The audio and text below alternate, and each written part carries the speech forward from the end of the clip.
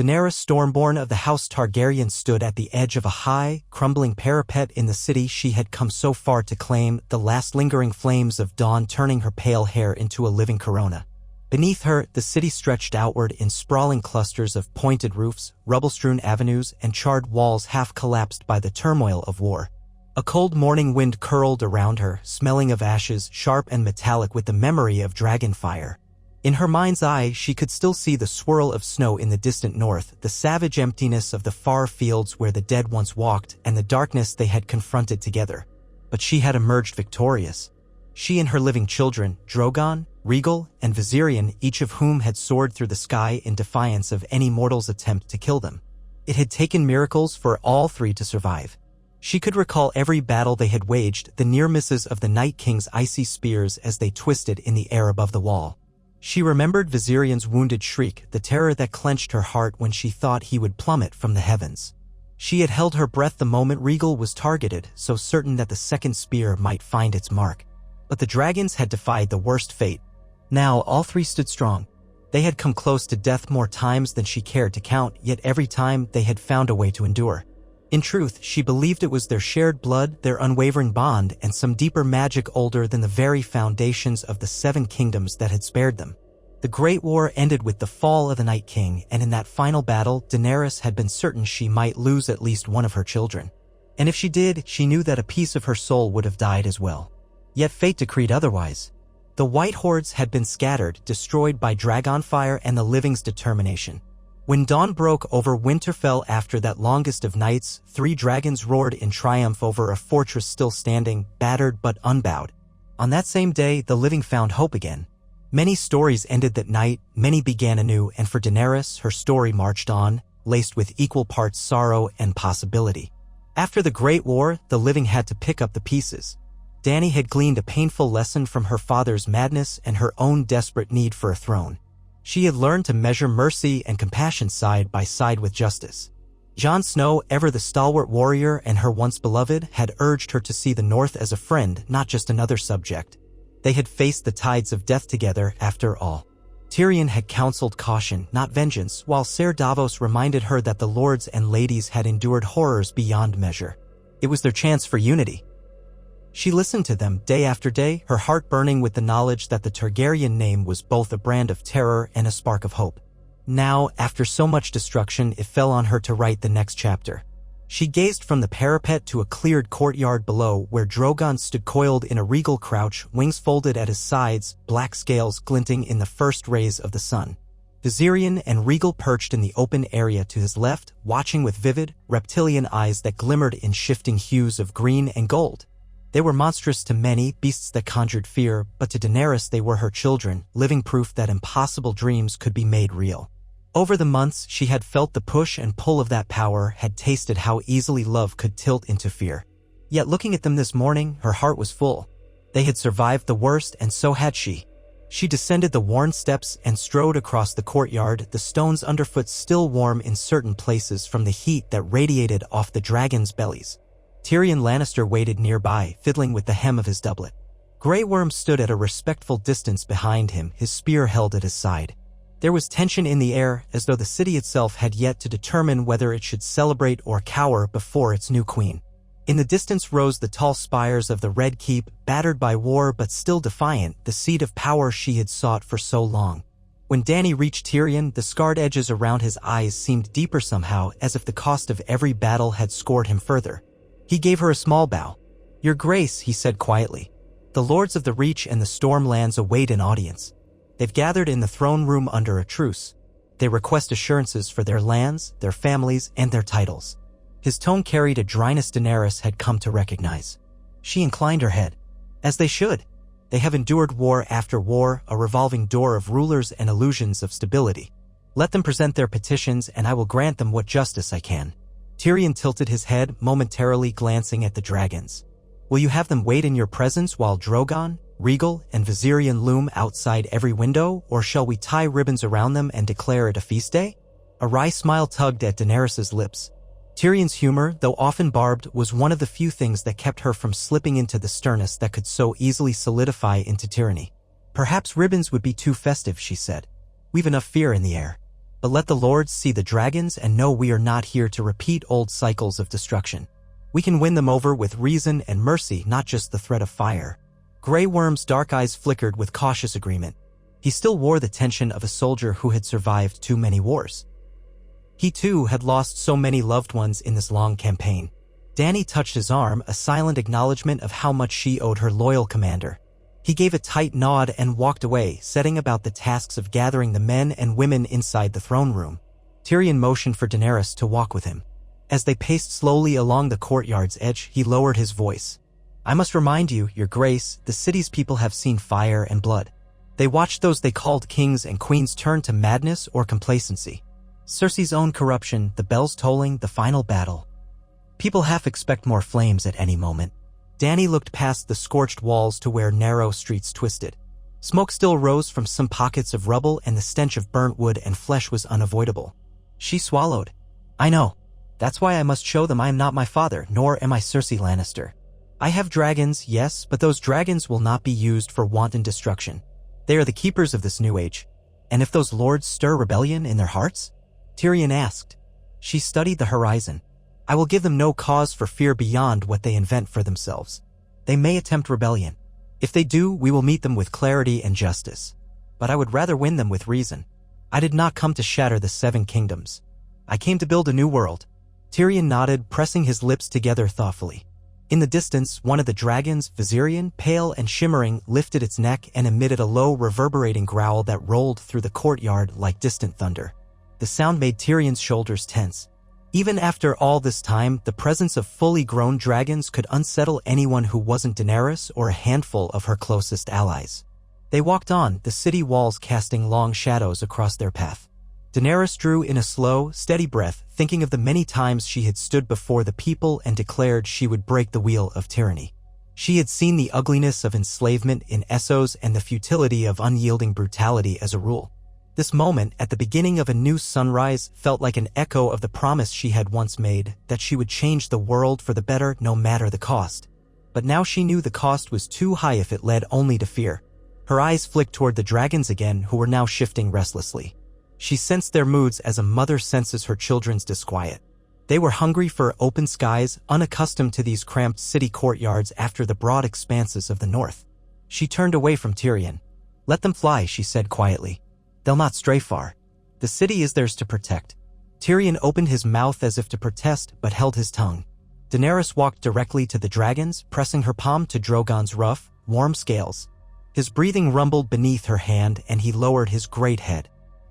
She could almost read his emotions, impatience, curiosity, perhaps a trace of pride. He was a living symbol of her power, the greatest weapon in her arsenal, yet he was also flesh and blood, capable of pain. She treasured him for that and for all the memories they'd forged. She stepped back, and with a series of thunderous beats of his wings, Drogon launched himself into the air, sending clouds of dust swirling in his wake. Viserion and Rhaegal followed, their roars echoing through the city. Men and women in the streets ducked or gazed skyward in terror. Some pointed, others dropped to their knees. The shadows of great leathery wings swept over broken battlements and through the columns of the Red Keep as the dragons soared above.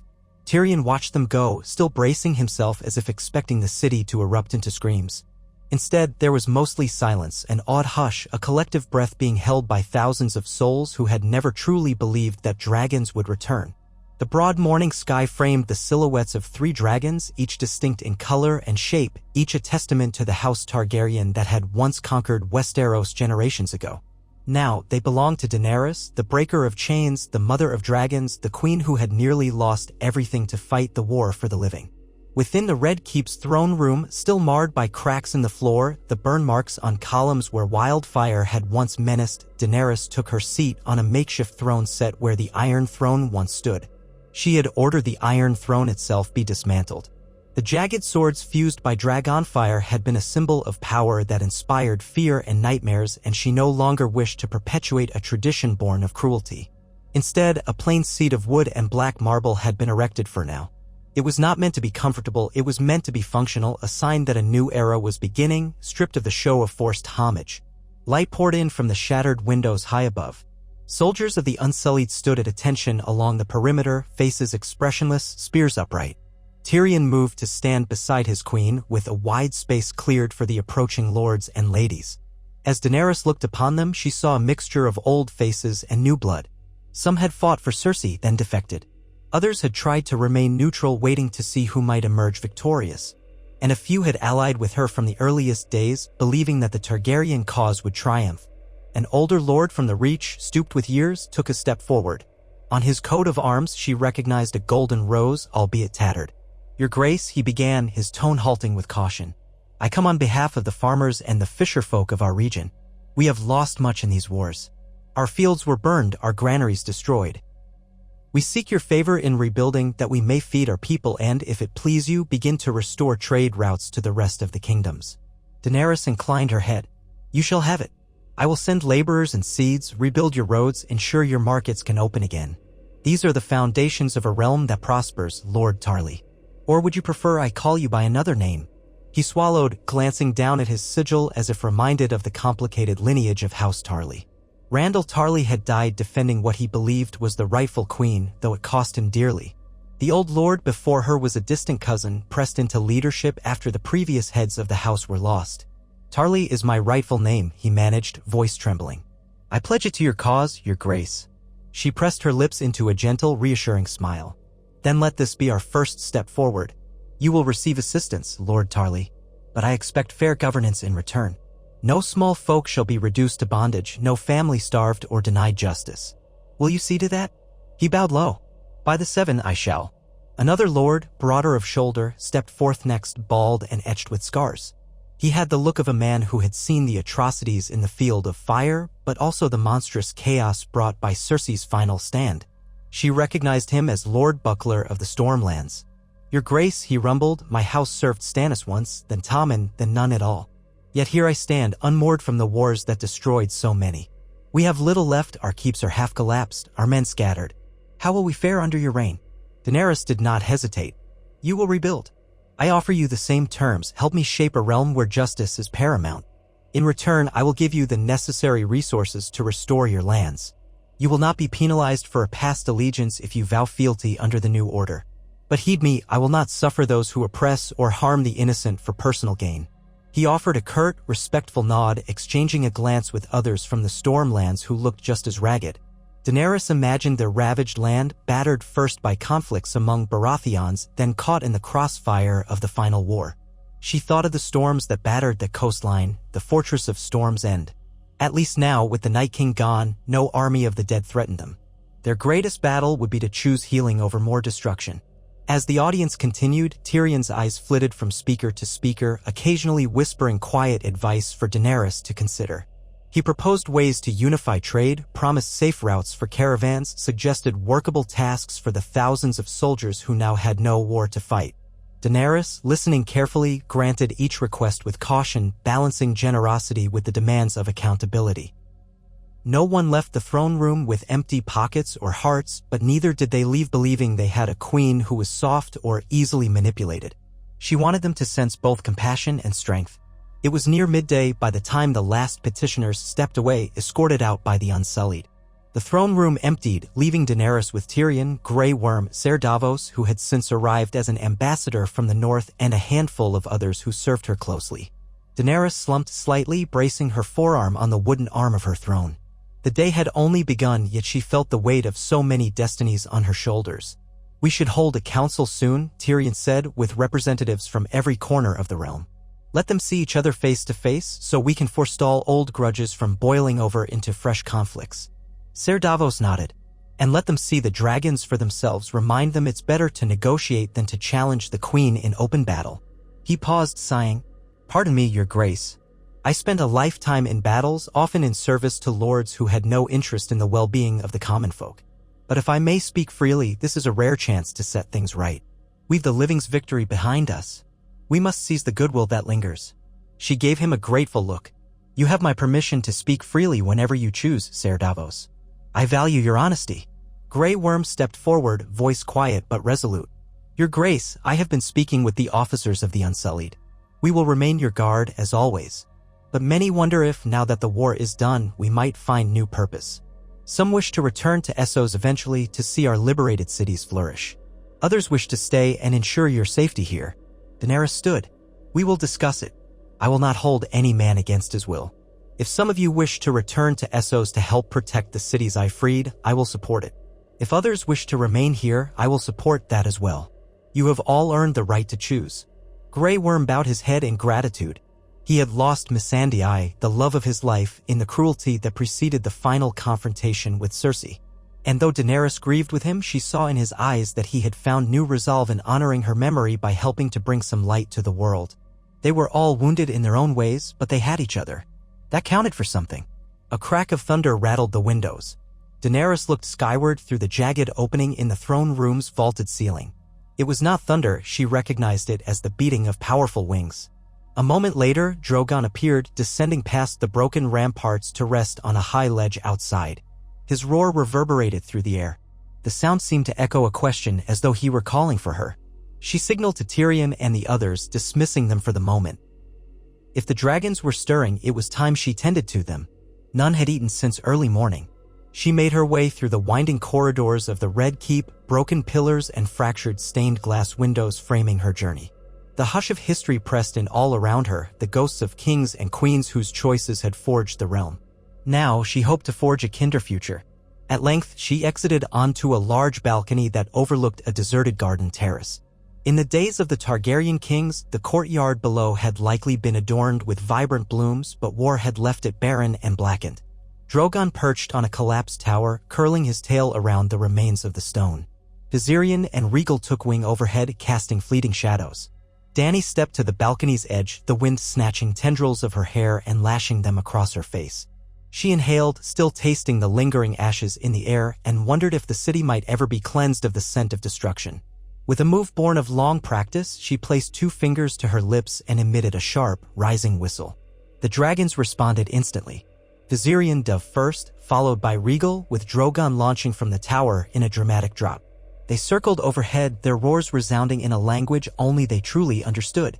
Daenerys felt her heartbeat quicken as it did every time she witnessed the raw majesty of these creatures. She remembered how small they had once been, hatching in the warmth of Khal Drogo's funeral pyre, a miracle born of blood and fire. Now they dwarfed the courtyard beneath them. She turned to find a cadre of Unsullied bringing a half-dozen large carcasses, cattle from what remained of the royal pens. A hush fell on the courtyard as the soldiers deposited the offerings on the scorched flagstones. Daenerys gestured for them to stand back. The men retreated, leaving ample space for the dragons. She gave a low call, and almost as one, the beasts descended. It was a ballet of leathery wings and tremendous bulk crashing onto stone, their talons scraping, tails sweeping rubble aside. Drogon roared in primal pleasure, clamping his massive jaws around one of the carcasses, snapping bones with ease. Rhaegal hissed and tore into a second. Viserion, his pale scales catching the midday light, feasted on the third. Their feeding was brutal yet mesmerizing, a reminder of their primal nature. Daenerys watched them eat, her emotions tangled between awe, pride, and a protective love that still surprised her with its intensity. They were not mere weapons. They were part of her soul, and she saw in them reflections of the Targaryen past.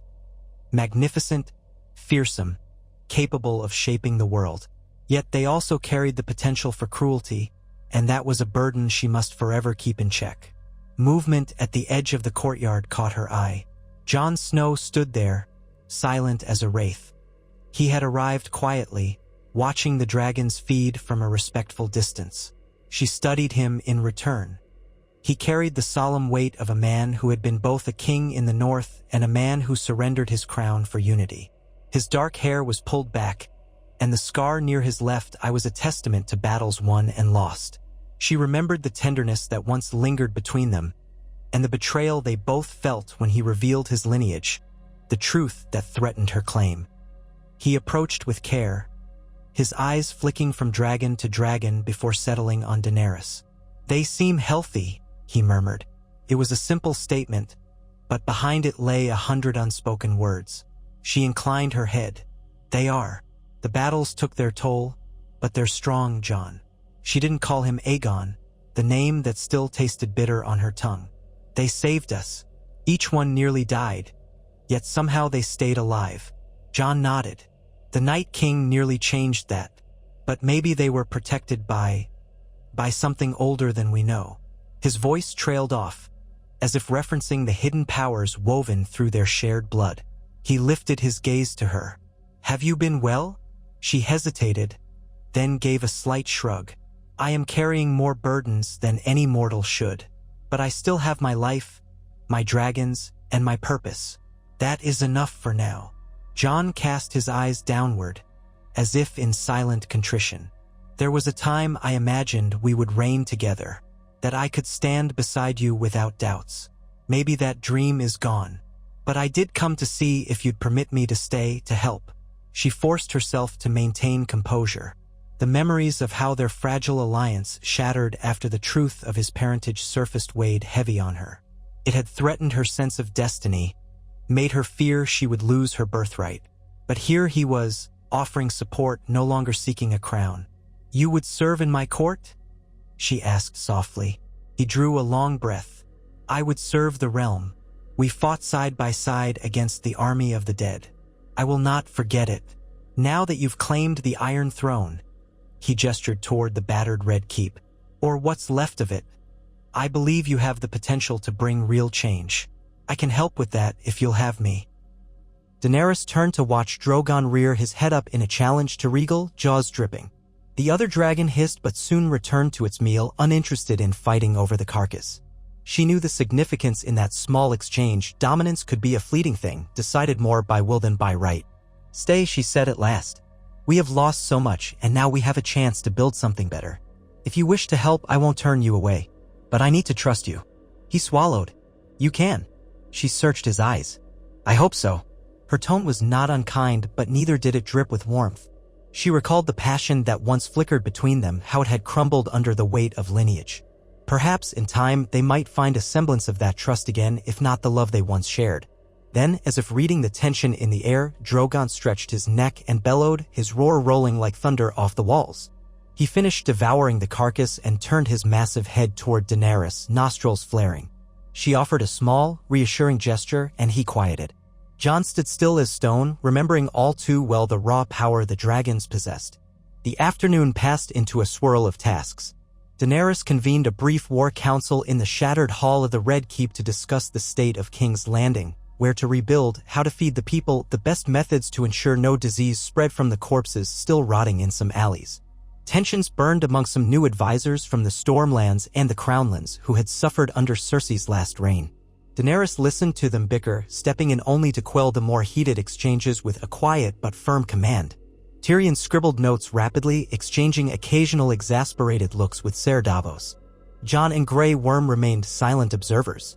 Afterwards, Daenerys climbed to her temporary chambers high in the keep.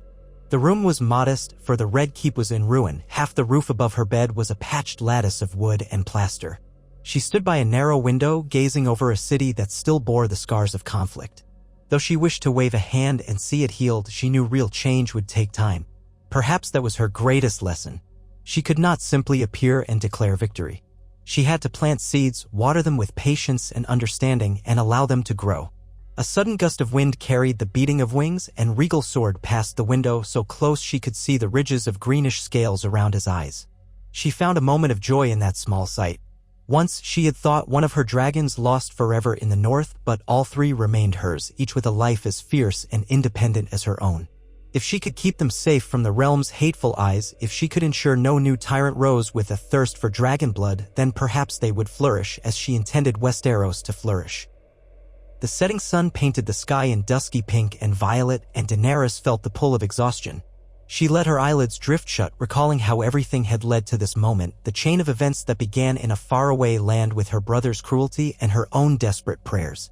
She had been a timid girl once, bound by the shackles of fear. In the land of the Dothraki, she had learned to speak with flames, to transform horror into possibility. She had hatched 3 dragons from eggs thought lifeless, conquered cities, and borne the weight of so much hope. Now, her path demanded a different brand of courage. She had to unite a war-torn kingdom under a banner that promised more than just conquest. Her father had used fear. She would use empathy and justice. Yet she knew well how easily a ruler's heart could slip into tyranny, especially when dragons obeyed their every command. She remembered the flicker of mania in her father's eyes in the stories she heard, the mania that led him to burn anyone who opposed him. She would not repeat that. She swore it to herself. Night descended. Torches flared in the streets as patrols of Unsullied and City Watch took up their posts to keep order. From her balcony, Daenerys could see pockets of the city coming to life, small gatherings around crackling fires where refugees pooled resources, a makeshift tavern in a half-collapsed building where men and women drank watered ale, and the scattered clusters of orphans who had no home to return to. She thought of Rhaenys, the first Targaryen queen to ride a dragon over Westeros, and how her songs claimed she had flown far into the mountains to meet the people at their level. Could Daenerys do that now in a city so jaded by suffering? She realized she must try. Tomorrow, she would walk among the people not as a distant conqueror, but as a queen who understood their pain. If she had learned anything from Meereen and Astapor, it was that distance between a ruler and her subjects bred rumors and fear. She would show them that Daenerys Targaryen did not hover on dragonback to reign from the clouds. She was here, flesh and blood, and she cared. But a part of her was cautious, haunted by the knowledge that the seeds of distrust might still linger. She recalled how some in Meereen had turned on her, how the sons of the Harpy had spilled innocent blood. Here, in King's Landing, the memory of Dragonfire was fresh. She had unleashed her dragons to conquer, even if it was for what she believed was a just cause, and the line between tyranny and justice was razor-thin in the eyes of the fearful. Yet she could not let doubt paralyze her. If she was to rule, she would do so openly and honestly. She turned from the window, the night breeze stirring the candles. Quiet footsteps approached Tyrion, once again, bearing updates. He bowed his head slightly. "Your Grace, I trust I'm not interrupting?" She shook her head. "No. Come." He stepped inside, the flicker of the candlelight casting shadows across his scarred face. "I wanted to report that the Lords of the Stormlands and the Reach have given tentative pledges to support your rule. The Crownlands, of course, bend the knee. The Riverlands remain in flux. Some are still uncertain, though Edmure Tully's presence might help if we can persuade him to come south. And the Vale? Well, Sweet Robin is young and flighty, but he's not hostile. We might have to court him with patience." Daenerys folded her arms. "And Dorne?" Tyrion paused, sighing. "Dorne remains. Dorne. The new leadership there is suspicious of outsiders, as always. Yet they haven't declared open defiance. They're likely to sit back and watch, see if your reign will last. One day they might make a formal offer of alliance, if convinced you won't burn them all for sport. A rumor your father's madness stoked, you see." She grimaced. "I will not be my father." He nodded. "I know, but they need to see it, not merely hear it." Silence stretched between them. Daenerys then gestured for Tyrion to sit, but he remained standing, arms clasped behind his back. "Tomorrow," she said quietly, "I will go among the people. Let them see me without the trappings of power. Let them speak their grievances. Let them see that I listen." The smallest of smiles curved on Tyrion's lips. "That could be risky." "Everything is risky," she answered, "but fear and isolation have never been the answer." He exhaled and tugged at his collar, as if measuring his next words. "Jon Snow will accompany you, I assume?" The sight of both Targaryens might reassure some that the conflict within House Targaryen is settled. Daenerys went still, remembering the swirl of complicated emotions that accompanied her relationship with Jon. "Yes," she said at last. "He shall walk beside me. Let them see that we are not divided. Let them see that House Targaryen stands for more than a contested throne." Tyrion nodded, then hesitated. "There's something else." A rumor drifting through the streets. Whispers that a group of former gold cloaks, loyal to Cersei, might be plotting. "I can't confirm it, but I suggest you take care." Her eyes hardened. She should have expected this. The remnants of the old regime did not simply vanish. "Thank you for informing me. Have Grey Worm prepare a discreet guard, but keep them at a distance. I won't appear before the people in a ring of spears. If assassins lurk in every shadow, so be it. I will not greet my subjects as if I expect them to kill me." Tyrion pressed his lips together, then bowed. "Yes, Your Grace. May the night grant you rest." He left, and Daenerys stood for a long while in the drifting silence. The candle's flame danced in the faint breeze, echoing the flicker of her own resolve. She thought of her dragons, content for the night, roosting among the ruins. She thought of the kingdom she strove to unite, a place of heartbreak and scars. She thought of the people who had been taught to fear dragons and the challenge that lay before her, to show them that the fire she wielded could light their path, not consume them. And she prayed to whatever mysterious forces guided the Targaryen line that she would not succumb to the ghosts of her father's madness nor to the tides of vengeance that had claimed so many lives. Morning arrived with a gentle light, the sun unspooling across the city in golden ribbons. Daenerys donned a simple dress of pale gray, lacking the regal adornments of a queen's wardrobe. She fastened a single silver chain around her waist, an understated token of her status. When she stepped into the courtyard to meet those who would accompany her, she found Jon Snow already there, clad in dark leathers without the heavy cloak he had worn in the north. Tyrion was present, as was Grey Worm, who had mustered a small contingent of Unsullied in plain attire. Their weapons were hidden, their posture more akin to watchful travelers than soldiers. Jon offered her a slight nod. His expression gave away nothing, but she sensed a mixture of pride and concern. He extended an arm as if to say, "Shall we go?" Without fanfare or trumpets, without any grand pronouncement, they set off on foot into the winding streets of King's Landing, a city still healing from the bruises of war.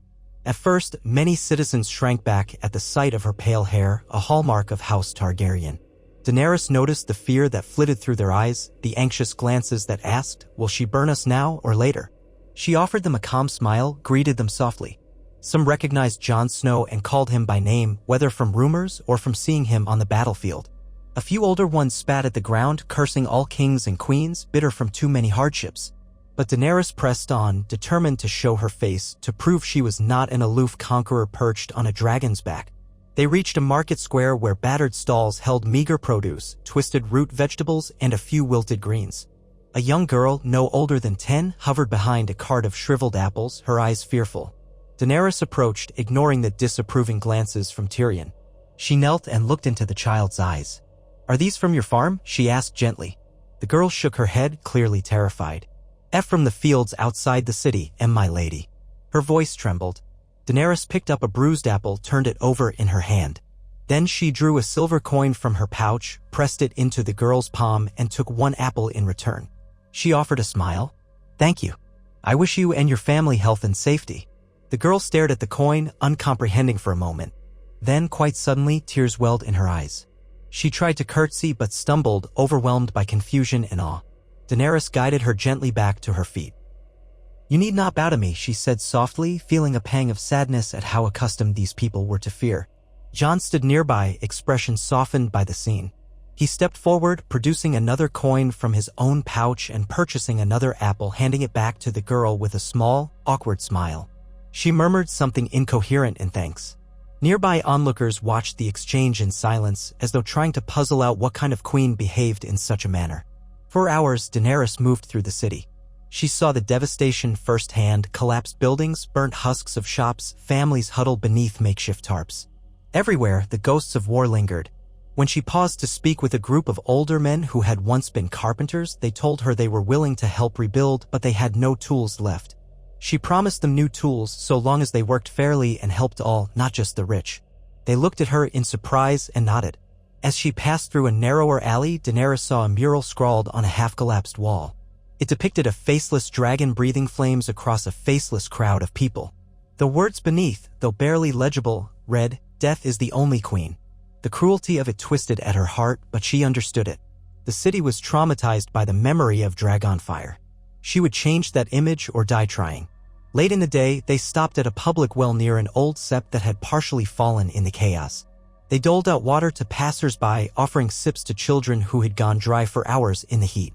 Daenerys's feet ached, her legs long since tired, but she pressed on, her heart heavy with empathy. Jon too labored, silently assisting those in need, his eyes lined with sorrow at how broken the realm had become. Near the final stretch back toward the Red Keep, a commotion sprang up behind them. Daenerys spun just in time to see a group of men in tattered leather cloaks pushing through the crowd.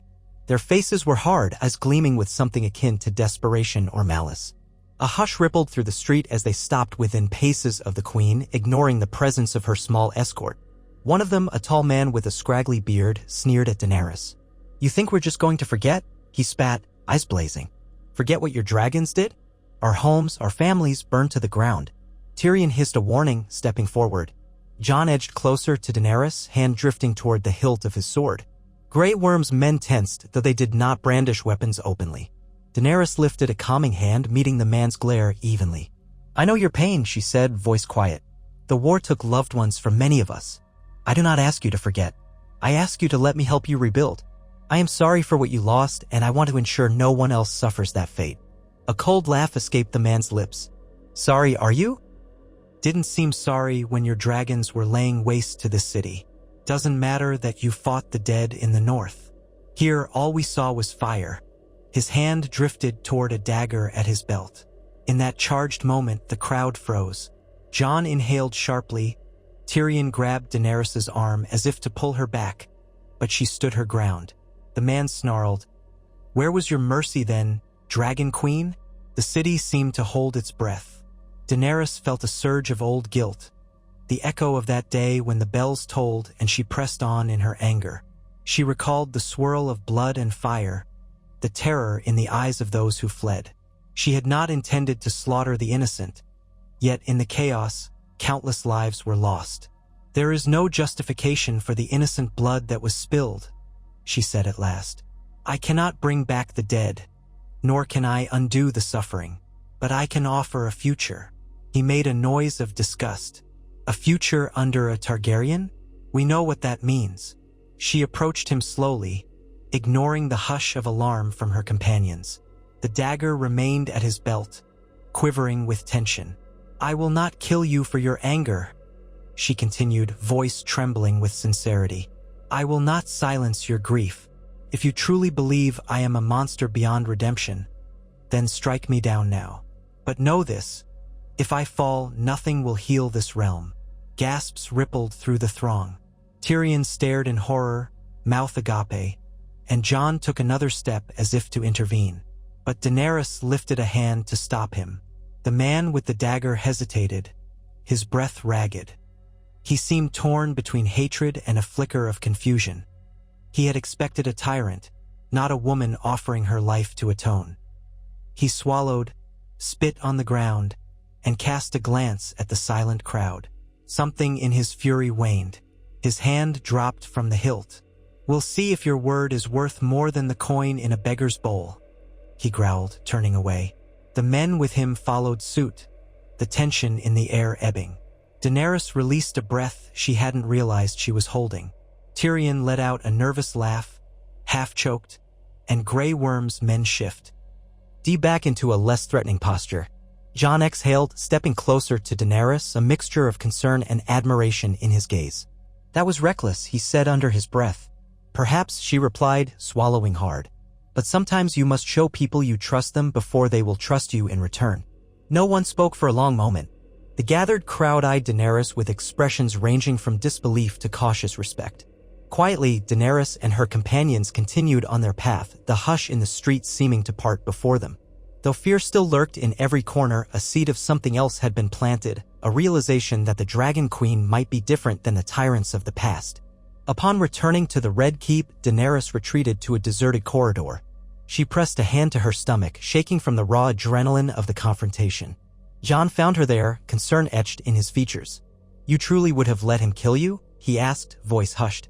She laughed softly, a tremor lacing her tone. I don't know. I only knew that if I fought him with fire, it would all be for nothing. So maybe in that moment I was prepared to die rather than betray the promise I've tried to make.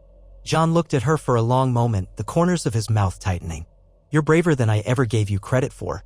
Daenerys let out a long breath. I am tired, Jon. Tired of being feared, tired of these endless wars, tired of the ghosts that chase me. But I will keep fighting for a realm that can be better. For the living who deserve a chance at peace. He nodded, the warmth in his dark eyes revealing a flicker of old affection. Then I'll keep fighting with you. She met his gaze, uncertainty and a faint note of hope swirling in her chest. The dragons had survived the long night, and now she was trying to guide Westeros toward a new dawn, but the path was far from certain. The vow in Jon's eyes, the unwavering stance of Tyrion, the loyal guard of Grey Worm, and the presence of her dragons in the sky, all of it formed the support beams of a future she might yet build. And for the first time in a long while, she felt that perhaps the city of King's Landing and all the 7 kingdoms could learn to breathe again. Night fell, draping King's Landing in a star-strewn hush. Daenerys stood outside the Red Keep on a high battlement, listening to the low rumble of her dragons as they settled on the scorched towers. Tomorrow would bring new challenges, negotiations with the lords, the slow work of reconstruction. But for now, she let her gaze wander up to the silver moon, a solemn sentinel over a land caught between heartbreak and rebirth. The future beckoned like a distant horizon, uncertain yet hopeful. Daenerys, store-born of House Targaryen, with all 3 of her dragons at her side, was determined to do what few rulers ever accomplished, break the wheel of suffering for good. She knew the world would be watching. So let them watch. Let them see the dragons grace the skies not as harbingers of terror, but as living symbols of a realm's rebirth, guided by the fierce and flawed queen who refused to bend to the ghosts of the past. Daenerys stood at the torn battlements of the Red Keep under the morning sun, the wind off Blackwater Bay ruffling the loose strands of her pale hair. She wore a simple gown of brushed linen, not the regal attire she had once imagined for her coronation, but that no longer mattered. The city spread out below her in a great arc of sloping rooftops and sagging walls, colors dulled by ash and time, as though King's Landing had exhausted itself in the storms of war. She could still see the scars left by dragonfire and battle, windows and parapets blackened and broken. Yet somewhere in the rubble, life persisted. Merchants hawked their wares in the re-emerging markets, children scurried in the half-cleared alleyways, and common folk trekked through the city squares, trying to reclaim some semblance of normalcy. On the horizon, 3 shapes swooped across the skies. Drogon, largest and darkest, cut through the clouds in lazy arcs, watchful of his mother's domain. Below him flew Viserion, pale and glimmering in the light, drifting in and out of Drogon's shadow, and keeping a measured distance from both sword regal, greenish scales flashing whenever the sun caught his ridges. It had been a wonder to see them all survive, to watch them tear into the army of the dead beyond the wall and in the frozen fields around Winterfell. Then, to survive the final push against Cersei's forces, some might have deemed it impossible. Yet here they were, living beasts that defied the odds, each one bearing scars from spears or scorpion bolts, but still magnificent in strength and flight. She breathed in deeply, fighting the twinge in her chest that always arose when she remembered the devastation. There was so much blood under her name, so many who had paid the price for her ascension. Even so, her vow to break the wheel burned more fiercely than ever. If she truly meant to set the 7 kingdoms on a kinder path, she had to live by that promise each day, letting her actions speak louder than any threat of dragonfire. She turned from the battlements and descended into the keep. There had been a time she imagined the Red Keep's halls would gleam with Targaryen banners as she entered in triumph. Instead, the corridors were still half-collapsed in places, the walls grimy with soot. She preferred it that way for now. She did not need the pageantry of iron-wrought swords or tapestries proclaiming her conquest. She needed to see the ruin as a reminder that no throne was worth the wanton slaughter of innocents. Her footsteps carried her toward the throne room, though it was little more than a hollow shell these days. The Iron Throne itself had been dismantled, an act that had raised more than a few eyebrows. Some lords called it sacrilege, others thought it a symbol of change. Daenerys had no regrets. The monarchy was not meant to be a testament to fear. She had replaced the seat of twisted swords with a simpler dais of black marble, bearing only a modest wooden chair carved with the sigil of House Targaryen. She used it when she received petitioners, a seat that was more functional than ostentatious. Already, she heard voices echoing in the corridor, Tyrion, her hand, and Jon Snow, the man she once loved and still depended on in ways that surprised her. Their low conversation carried hints of tension. As she entered, Tyrion turned, face creased with worry. Jon, standing beside him, dipped his head in an informal greeting. "Your Grace," Tyrion said. "We've just had word from the Reach. The harvest was meager this year, likely due to scorched fields and lack of proper tending.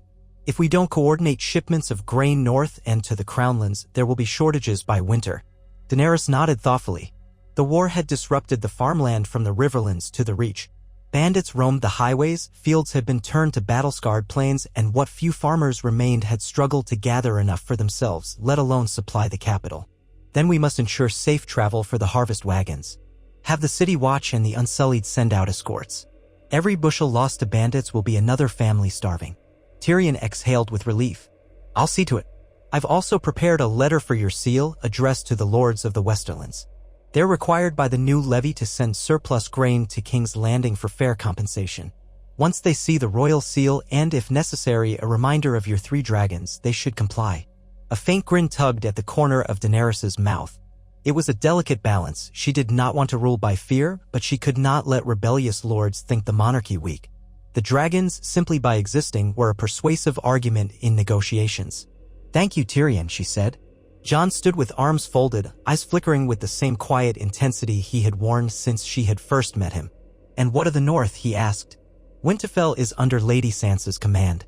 She has to prepare for the coming cold. The larders there were depleted in the Great War. If we're planning to supply King's Landing, the North will want assurances their own people don't starve. You know she'll demand it." Daenerys suppressed a sigh. Though the night they had fought the army of the dead at Winterfell had forged an unbreakable bond of shared suffering, Sansa's trust in Daenerys had never been freely given. Still, Daenerys understood the North's plight well enough. "We can't neglect the North," she said. "I'll send a raven of my own to Sansa, and we'll arrange for supply caravans if need be. We have new trade routes opening from the Vale and the Riverlands, and if the harvest in Dorne proves adequate, we may bring grain by ship to White Harbor." Jon nodded, relieved. "Sansa might be prickly, but she'll meet you halfway if it means keeping her people fed." He paused, searching Daenerys's face. She does want to know if you'll grant the North its independence. That question lingers." Tyrion stiffened, but Daenerys raised a hand. "We'll address that in time," she said softly. "For now, let's focus on rebuilding trust and ensuring no one starves." She understood the North's desire for freedom, especially after the horrors they had endured under the Iron Throne. But fracturing the realm so soon after uniting it against the dead and toppling Cersei risked unraveling everything. Perhaps one day, an amicable solution could be found, but not yet. She moved past them and took her seat on the simple throne. A hush settled as Grey Worm entered with a few unsullied to stand guard. The hush was not from fear alone, but a quiet respect that had grown in the months since she had taken King's Landing. No longer did she need to command them with threat. They remained at her side by choice, though she had granted them the freedom to leave if they wished. Many had departed for Essos, hoping to maintain peace in the liberated cities. Others, including Grey Worm, stayed out of loyalty to Missandei's memory, to Daenerys, and to the cause of shaping a better world. Morning petitioners trickled in, a pair of merchants requesting permission to reclaim a row of burned-out shops, a minor lord from the Crownlands lobbying for funds to repair a local sept destroyed by wildfire, a ragged fisherwoman from Flea Bottom who begged for relief from taxes she couldn't pay. Daenerys listened patiently, measured each plea with fairness, and delivered her decisions in a calm, steady tone. She occasionally glanced at Jon, who stood at her side like an informal advisor, nodding encouragement or offering a quiet aside. It was a new dynamic. Once, their arguments had revolved around alliances and the truth of his parentage. Now, he seemed content to help from the periphery, never vying for the spotlight. By midday, the throne room emptied. Tyrion and a few of his scribes lingered, scribbling notes on parchment. Grey Worm led the departing petitioners out through the tall doors. Daenerys felt the pull of fatigue, but also a warmth she hadn't expected. It wasn't the grand glory she had once imagined, but the real work. Listening, deciding, trying to ease people's suffering, was a balm to her soul. She had not come to King's Landing merely to rule. She had come to heal in her own way. She left the throne room, heading for the ramparts again. The bright sun bathed the city in a wash of gold, and a brisk sea breeze carried the mingled scents of salt and distant fish markets. Far above, Viserion and Rhaegal circled in lazy patterns, while Drogon hunched on one of the broken turrets of the keep, surveying everything with watchful eyes. Daenerys placed a hand on the sun-warmed stone. The wind tussled the edges of her dress, and for a moment she thought about the Dothraki Sea and the free, wide skies. A light step behind her caused her to glance back. Jon had followed her, leaving Tyrion to finalize details. His hair was pulled back, revealing the faint scar near his temple, a reminder of the fights for the living. "The city feels different with the dragons overhead," he remarked softly. "People look up instead of hiding."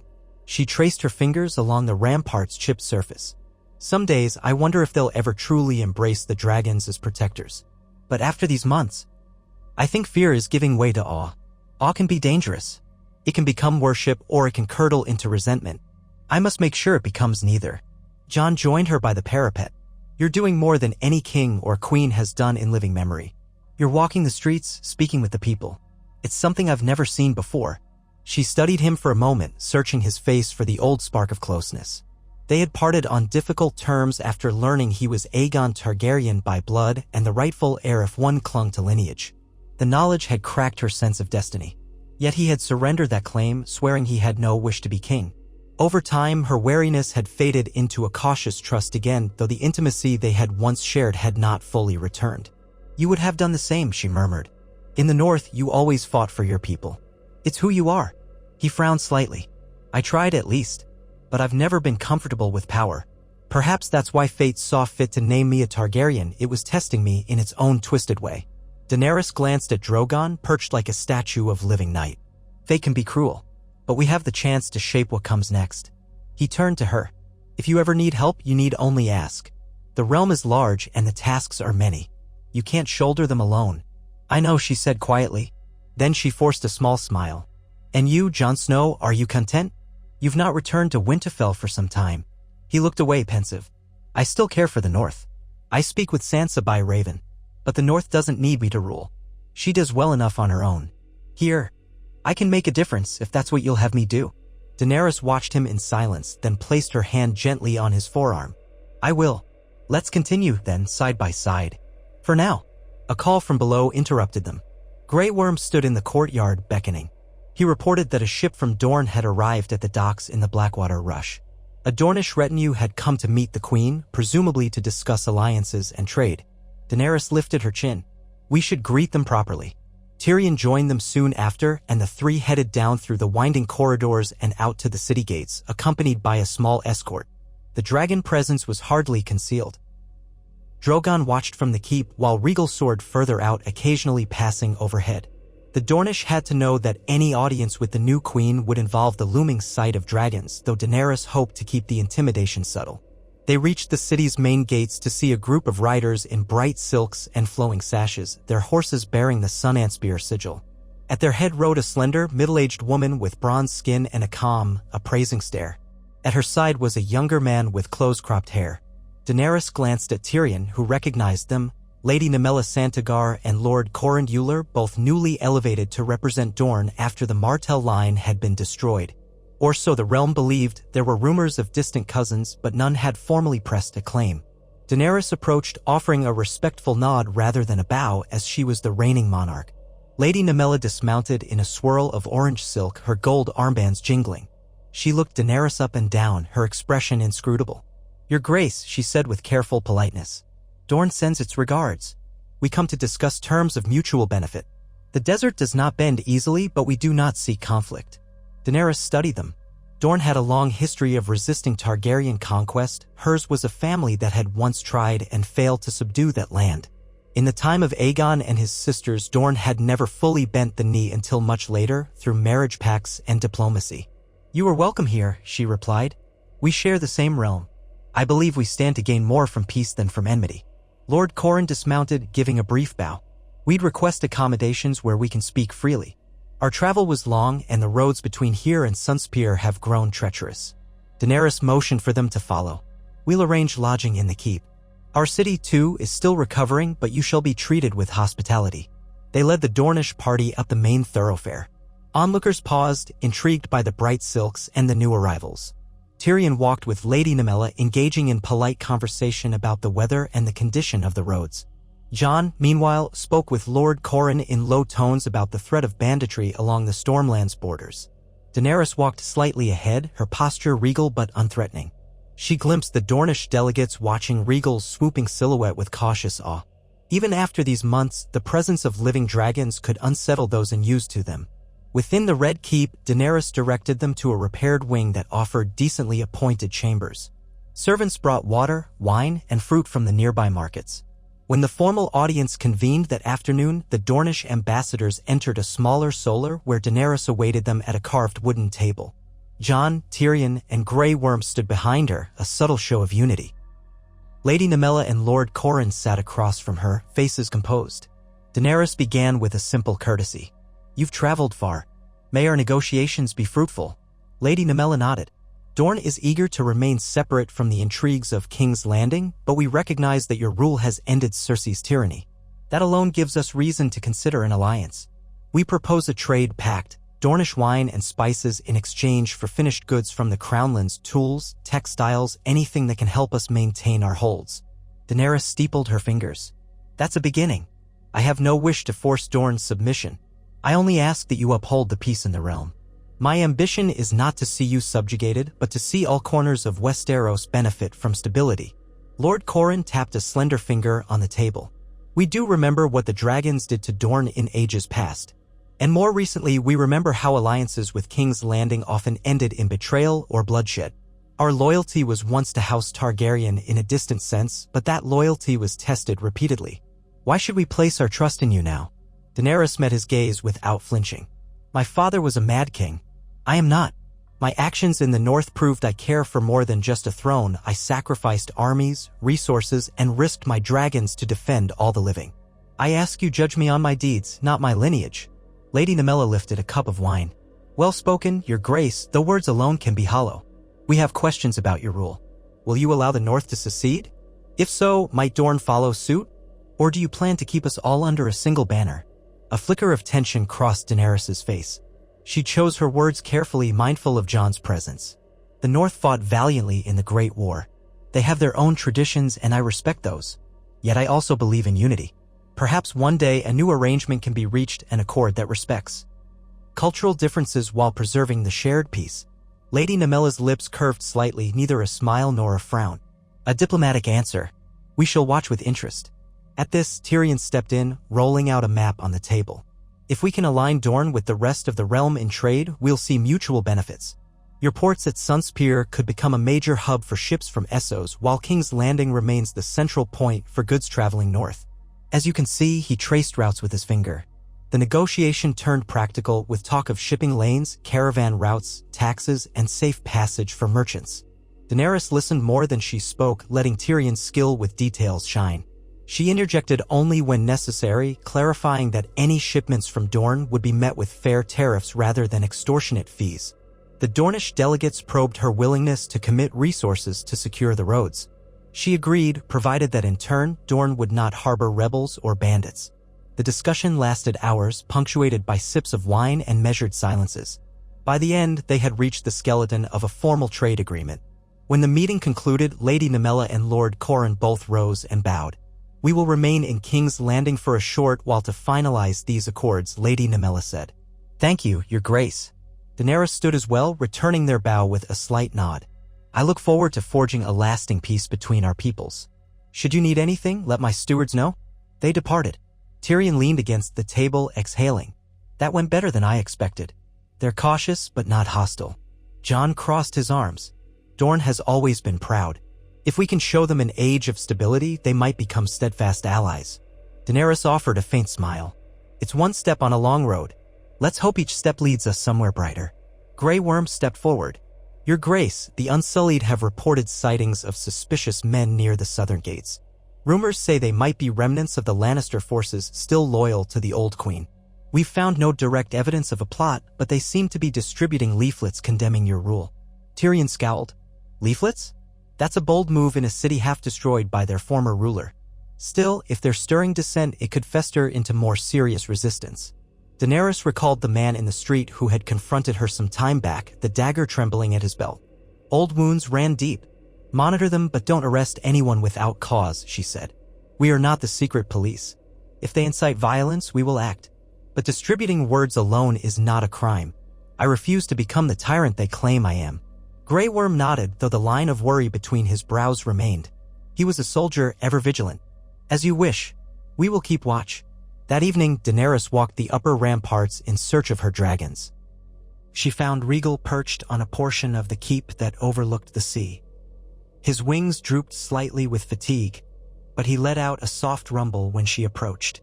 She stroked the scales of his snout, recalling the terror of thinking him lost when the Night King hurled ice spears across the northern sky. Now, the memory of that final confrontation with the Whites in Winterfell felt like a half-remembered nightmare. The living had won. She had not lost her dragons to the dead. But the realm was still in pieces. as though paying the aftershock of that war. Viserion and Drogon loomed nearby, half dozing. Drogon opened one great eye to watch his mother before shutting it again, a low growl reverberating through his chest. The courtyard below was filled with flickering torches as the city's night watch changed shifts. Daenerys leaned against Rhaegal's side, letting the warmth of his body chase away the chill of evening. For a moment, she closed her eyes, remembering the dream she had clung to all her life. A Targaryen restored to the Iron Throne, loved by her people, the breaker of chains. She had pictured that dream wrapped in bright banners and triumphant cheers, never imagining the ghosts and regrets that would haunt each step. "They're beautiful." Jon's voice stirred her from her thoughts. He stood a few paces away, gazing at the dragons with that blend of admiration and faint wariness she had come to know. "It still surprises me sometimes, seeing them alive. You created them from nothing more than ancient eggs and faith." She turned to him. "I paid a steep price to bring them into the world. Now I carry the responsibility of their power and their safety. Sometimes I wonder if I can ever do enough to atone for the harm done in their name." Jon lowered his gaze. "You fought the war that needed fighting. People forget that we'd all be dead if the Night King had prevailed. If your dragons hadn't been there, the dead would have swept over Westeros. Everything else." He hesitated. "It's complicated. War is never clean." She thought of the bells tolling in King's Landing, of the raw fury and desperation that had driven her that day, how the confusion and hatred had turned to chaos in the streets. Though she never intended to slaughter innocents, the fires had not discriminated. The memory remained a stain on her soul. "I can only move forward," she said finally. "Protect these creatures, protect the people, build something worthwhile. Each day I must prove I'm more than my father's daughter." Jon stepped closer, near enough that she could see the faint stubble on his jaw, the flicker of candlelight in his dark eyes. "I believe you can. I believe you are." For an instant, the old warmth between them shimmered.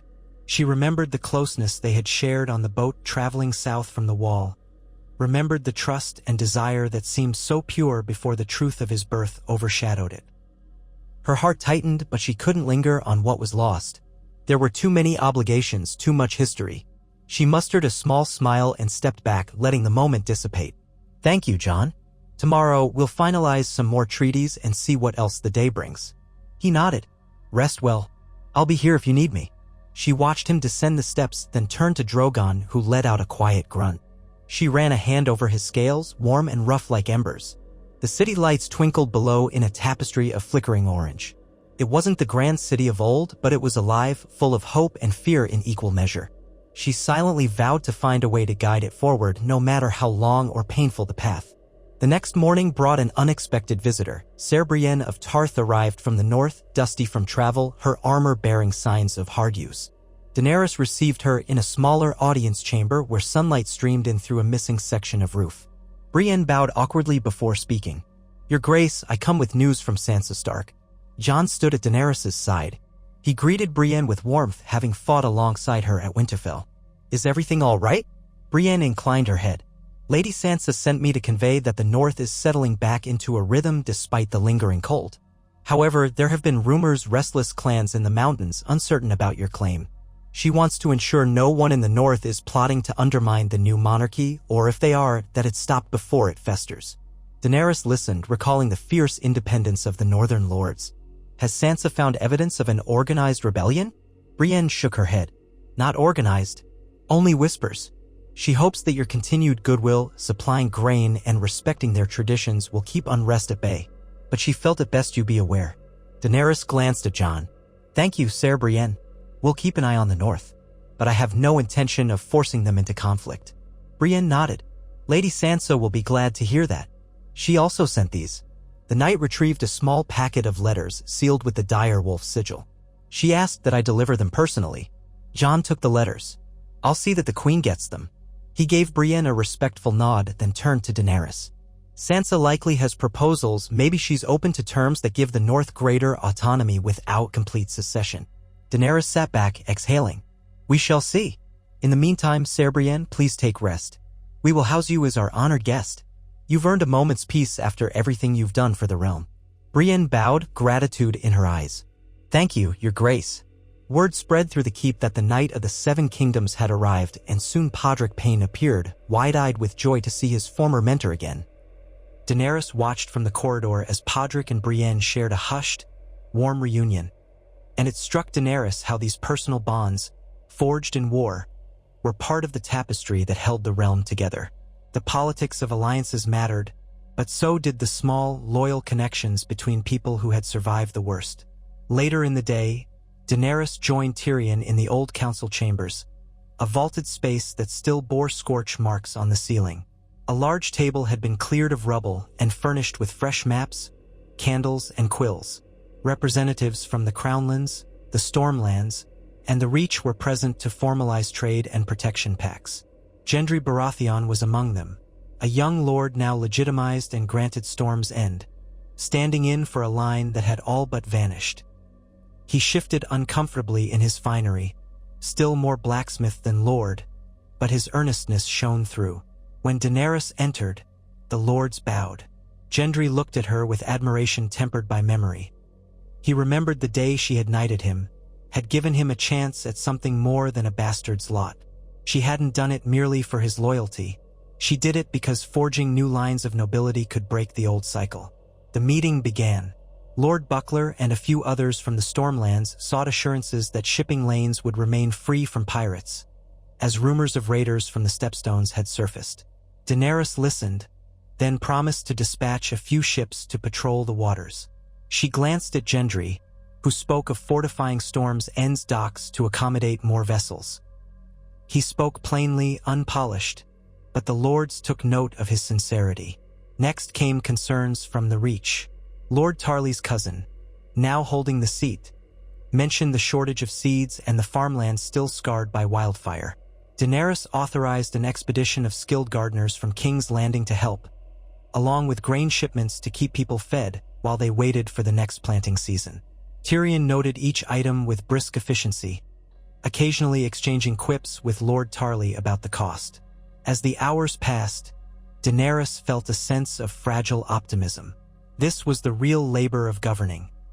Forging agreements, listening to complaints, ensuring justice was not overshadowed by greed. It was not glamorous. No crowds cheered, no bards sang of these gatherings. But she felt alive in the task, shaping a realm that might truly stand for something better. Jon Snow entered near the end of the session, quietly handing Daenerys the letters from Sansa. She excused herself briefly and scanned them. As expected, Sansa requested more grain shipments, worried about the lengthening winter. She also suggested a meeting either in Winterfell or in some neutral location, where the North could negotiate a treaty with the Crown.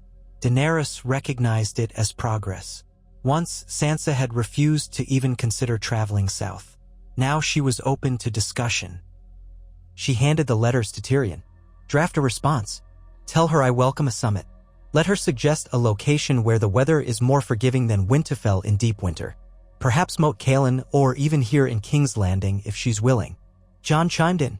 "Sansa might prefer Moat Cailin as it's still close to the north. She's never been fond of King's Landing. Too many ghosts." Daenerys nodded. "Then let's propose Moat Cailin."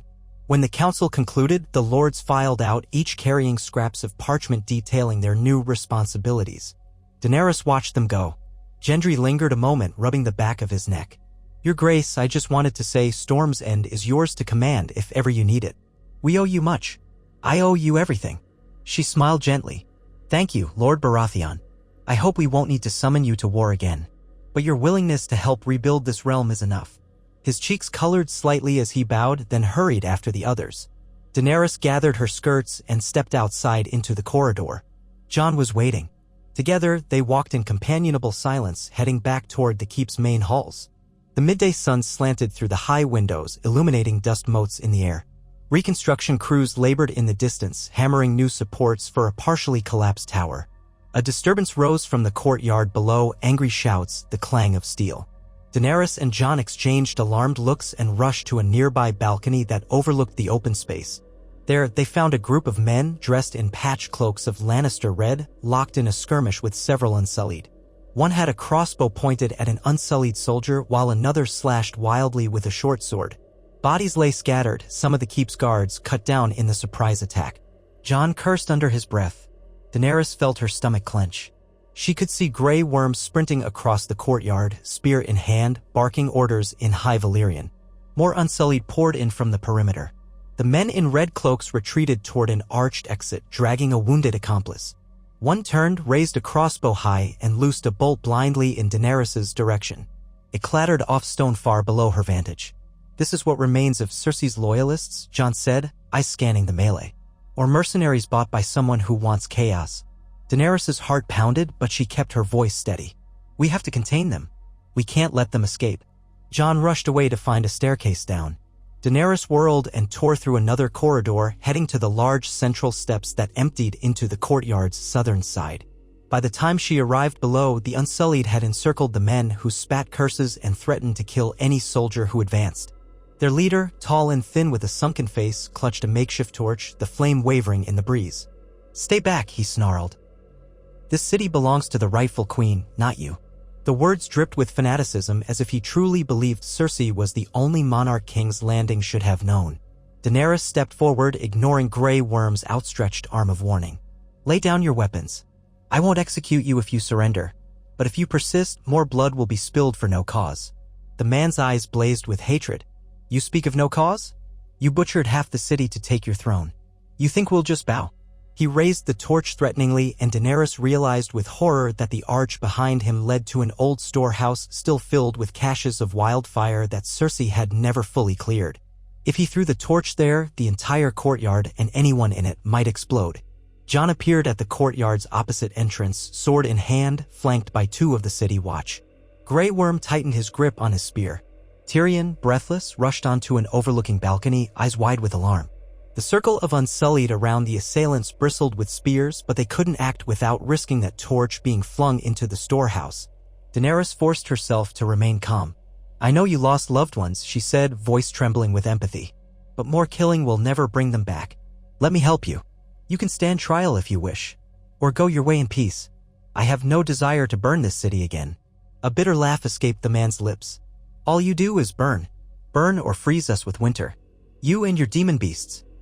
From overhead came a sudden roar, Viserion circling, alert to Daenerys' distress. The men flinched in panic.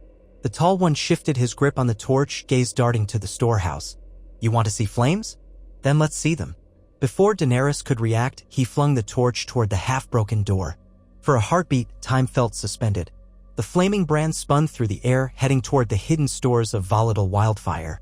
Then a blur of motion. Jon Snow rushed from the side, pushing past an Unsullied soldier.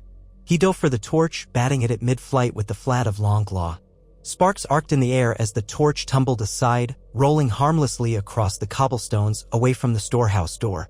In the same instant, Grey Worm hurled his spear. It caught the torch thrower in the chest, a clean, lethal strike. The man collapsed, blood welling around the shaft. Another red-cloaked rebel screamed in fury and lunged at Daenerys. She dodged backward, nearly stumbling. Before he could close the distance, an Unsullied blade slashed across his legs, bringing him down with a shriek. The remaining men tried to flee but were quickly subdued. In moments, it was over. The courtyard reeked of sweat and blood, the air thick with tension. Grey Worm moved among the wounded, checking for signs of life. Jon rose from the cobblestones, breathing hard. His quick action had saved them all from a fiery cataclysm. Daenerys hurried to him, heart hammering. "Are you hurt?" she asked, seeing the soot on his clothes, the singe on his leather bracer from batting the torch away. He shook his head, panting. "I'm fine." She gripped his forearm, relief surging through her. "Thank you." Her voice was barely above a whisper. The memory of seeing him throw himself into danger to save everyone brought an unsteady rush of emotion. Despite everything, Jon Snow would risk his life in a heartbeat. For her and for the city. She scanned the fallen attackers.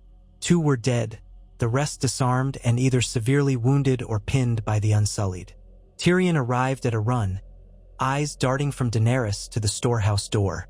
"Wildfire," he muttered under his breath, face pale.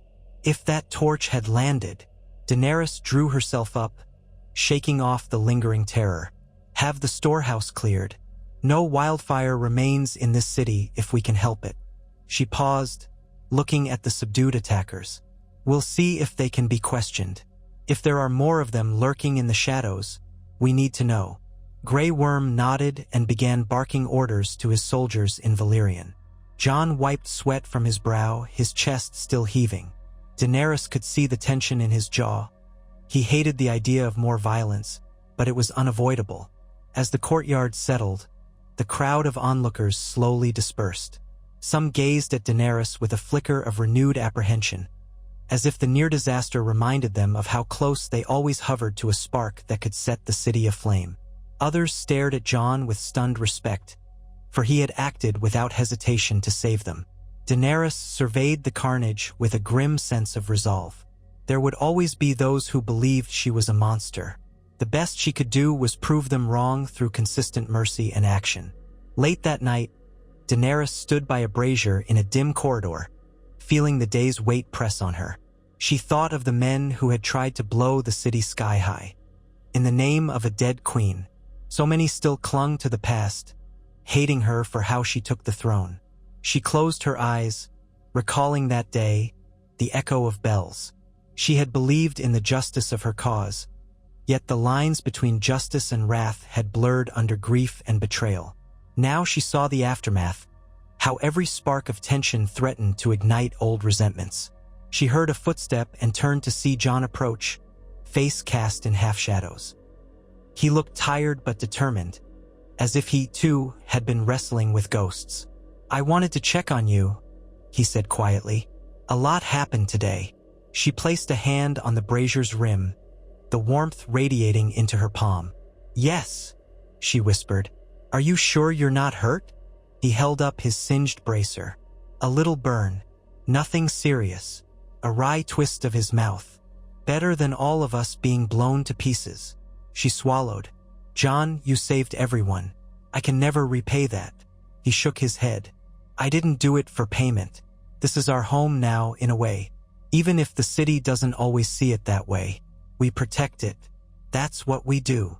She studied him, thinking of how he had once tried to yield his title as king in the north for the greater good. He was a man whose sense of honor burned brighter than any ambition. She hadn't always understood his choices, but she saw the goodness in them. "Why do you stay?" she found herself asking, voice barely audible. "You could have gone back north to your family, or taken the black again, or sailed away altogether. Why remain here, in this city of ashes?" He was silent for a moment, as if weighing how much truth to reveal. At last he spoke, voice low.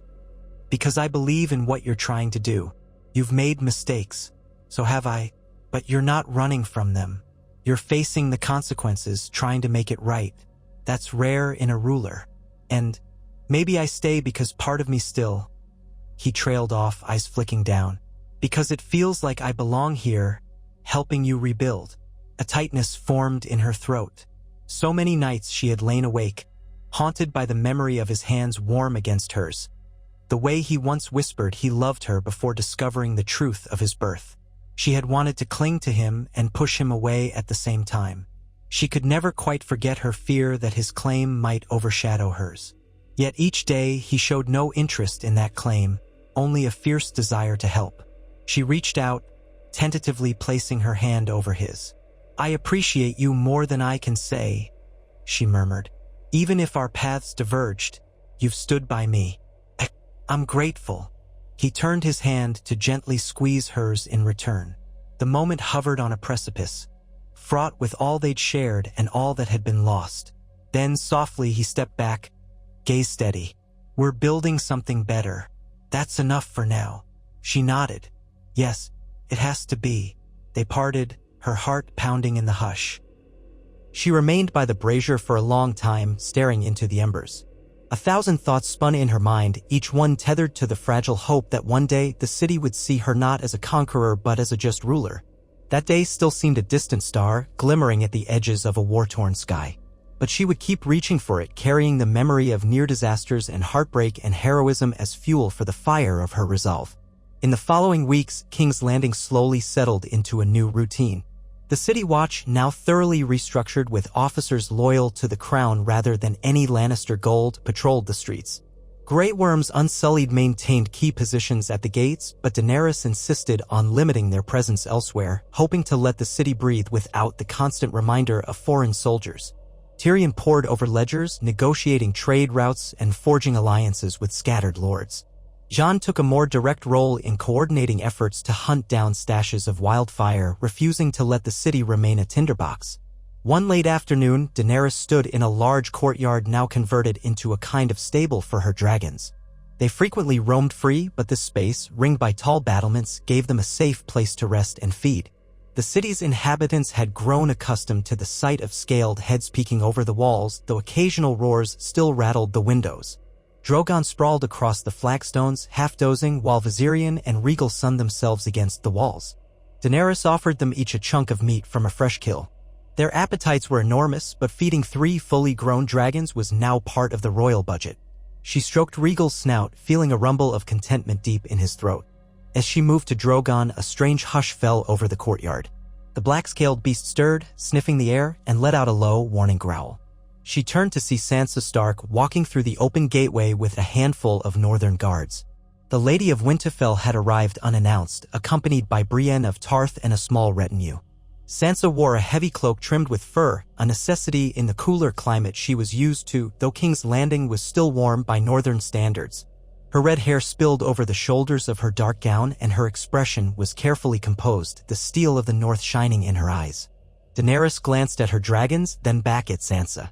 She raised her hand in a calming gesture so the dragons wouldn't see the newcomers as a threat. Sansa paused, eyeing Drogon's imposing bulk, then continued forward. The tension in the air was palpable. Once they had regarded each other with suspicion, their personalities too different, their goals at odds. Yet the Great War had tied their fates together, and now they stood as 2 women who had tasted both power and loss. Daenerys inclined her head in greeting. "Lady Sansa." "I didn't expect you so soon." Sansa offered a small, formal bow. "I sent a raven ahead. Perhaps it didn't reach you in time. I thought it best to come in person, rather than wait for more letters. The North can't afford delays." Daenerys nodded, glancing at the Stark guards, who eyed the dragons warily. "I see. You traveled light." Sansa's lips twitched in a semblance of a wry smile. "We haven't the luxury of large escorts. Winter draws closer. Every man is needed to hunt or tend the stores. Still, I wanted to see King's Landing with my own eyes, and speak with you directly about the North's future." Daenerys handed off the last chunk of dragon meat to an unsullied attendant and led Sansa away from the beasts, toward a quieter corridor. Brienne followed at a respectful distance, while the guards remained near the courtyard gate. As they walked, Daenerys tried to sense any hostility in the Northern Lady. Instead, she felt a guarded caution, which was better than open defiance. Once they reached a secluded alcove overlooking the city, Sansa turned to face Daenerys. "You've done much here," she admitted. "The city looks not recovered, but on the path to it. Perhaps I expected to smell more smoke." Daenerys offered a tight smile. "We're taking it one day at a time. And you? How fares the North?" Sansa sighed. "We have enough to last the winter, but the weather grows harsher. Our harvest was never robust, not after the battles and the harsh summer storms. I came to finalize an agreement for grain shipments from the Crownlands and the Vale. That was the main impetus for my journey." Daenerys nodded. "You'll have it. We've negotiated new trade lines with the Reach and the Stormlands. The Crownlands aren't as rich in wheat right now, but we'll do what we can. I won't let the North starve." A moment of silence fell. Sansa studied Daenerys' face. "I also came to see if you have reconsidered the North's independence. I won't lie about that. My people remain wary of any monarch in King's Landing. Even you. They know we allied against the dead, and for that, they're grateful. But they want their freedom after everything." Daenerys' gaze fell to the stone railing. She had known this conversation would come. "Sansa, if I were to grant the North independence now, what message would that send to Dorne, to the Iron Islands, to every other region that has chafed under the Iron Throne at some time or another? The realm is fragile. If we fracture it further, We risk returning to the days of petty wars. Each kingdom turned against each other. We only just stopped the army of the dead, and we overthrew Cersei's tyranny. If the 7 kingdoms break apart now, how long before old rivalries lead to more bloodshed? Sansa's jaw tightened. I see your point, but the North is not like the others. We never truly bent the knee to your father. We were forcibly drawn into the Targaryen realm centuries ago. The North's desire for autonomy is no passing whim. Yet I understand your caution. That's why I wanted to speak to you face to face to see if there's a compromise. Daenerys' eyes flicked to Brienne, who stood quietly a short distance away, her posture erect. She turned back to Sansa. What would that compromise look like? Sansa exhaled, some of her tension easing. Greater self-governance, reduced taxes and levies in times of peace. The ability to set our own laws concerning local disputes without the crown's constant interference. In short, a measure of independence in practice, if not in full name. Daenerys considered this. Tyrion had suggested something along these lines, a system akin to what the Iron Islands once had under certain kings, though that had always been tenuous. If we can craft it carefully so that the North remains part of the realm in loyalty but can handle its internal affairs, she tapped her fingers on the railing, thinking of the precarious balance between unity and respect for autonomy. I'm open to it, but it can't undermine the entire realm. Sansa nodded slowly. I believe we can find a middle path, one that spares us more war. I have no wish to topple your throne. You helped save us from the dead. I remember that, even if some Northerners forget. Daenerys recognized that was as close to a concession as she might get. Thank you. We'll have Tyrion draft the details with your input. Sansa's lips twitched again, not quite a smile but something softer. That is acceptable. I appreciate your willingness to listen. They stood there for a moment, the breeze stirring their hair. Daenerys gazed out over the battered city, thinking of how far she had traveled from the scorching sands of Essos to the freezing fields of the north, and now here to a seat of power once held by madmen and tyrants. There was something surreal about negotiating with a daughter of House Stark, once her biggest skeptic, to maintain a fragile peace. Yet it felt like progress, a step away from the cycles of blood that had defined Westeros for too long. Sansa cleared her throat. I hope you don't mind if I stay for a short while. I'd like to see how you've been governing. I want to tell my people what it's really like here, not just the rumors. Daenerys nodded, ignoring the flutter of lingering apprehension. Stay as long as you wish. I'll show you the steps we've taken to rebuild. Then you can make your own judgment. Sansa inclined her head. Thank you, Your Grace. In the days that followed, Sansa roamed King's Landing with an escort, seeing the new trade markets, the partially restored septs, the distribution of grain to the poor in Flea Bottom, and initiative Daenerys had started to quell hunger. Daenerys watched from afar as the Lady of Winterfell quietly took in the scrawny children, the laborers patching up walls, the merchants who cautiously hailed the Targaryen queen for forging new routes. Sansa met with Tyrion, once her husband by force, now an unlikely ally in shaping policy. Their discussions were civil, even occasionally tinged with dark humor. At one point, Daenerys found Sansa standing in the courtyard where the dragons lounged. Sansa observed them from a distance, her eyes filled with a complicated mix of awe and wariness. Drogon flared his wings, stirring a gust of wind that whipped across Sansa's cloak. The Northern Lady held her ground, though Daenerys saw her tense at the creature's display of power. They're not so different from wolves, Daenerys said softly, stepping beside Sansa. Fiercely protective of their own, dangerous if threatened, but loyal if treated with respect. Sansa's gaze remained on Drogon. Then I hope the realm can learn that respect. Dragons have brought terror to King's Landing before. It might take time for people to see them as protectors rather than monsters. Daenerys murmured her agreement. They watched the dragons in silence, an uneasy peace bridging the gap between them. In that moment, Daenerys felt a glimmer of something almost like kinship. Two women shaped by war, determined to ensure their people's survival, bound by a shared recognition of the cost. At last, Sansa turned away. I'm returning to the north soon. I'll bring your offers of trade and limited independence to the lords. I think it will appease most of them. Daenerys walked with her toward the gate. You'll always find me willing to talk, Sansa. If you need anything, grain, men, or diplomatic help, send word. Sansa inclined her head, the red of her hair catching the sunlight. And if you need a voice of caution, Someone to remind you how these policies affect the realm's furthest edges. Don't hesitate to call on me. I won't mince words. A faint, genuine smile curved Daenerys' lips. I appreciate that. With that, Sansa departed, her guards in tow, heading north once more. Daenerys watched her go, tension easing from her shoulders. It was far from a friendship, but it was no longer a cold standoff. In a land of cunning alliances and deep scars, that small step felt monumental.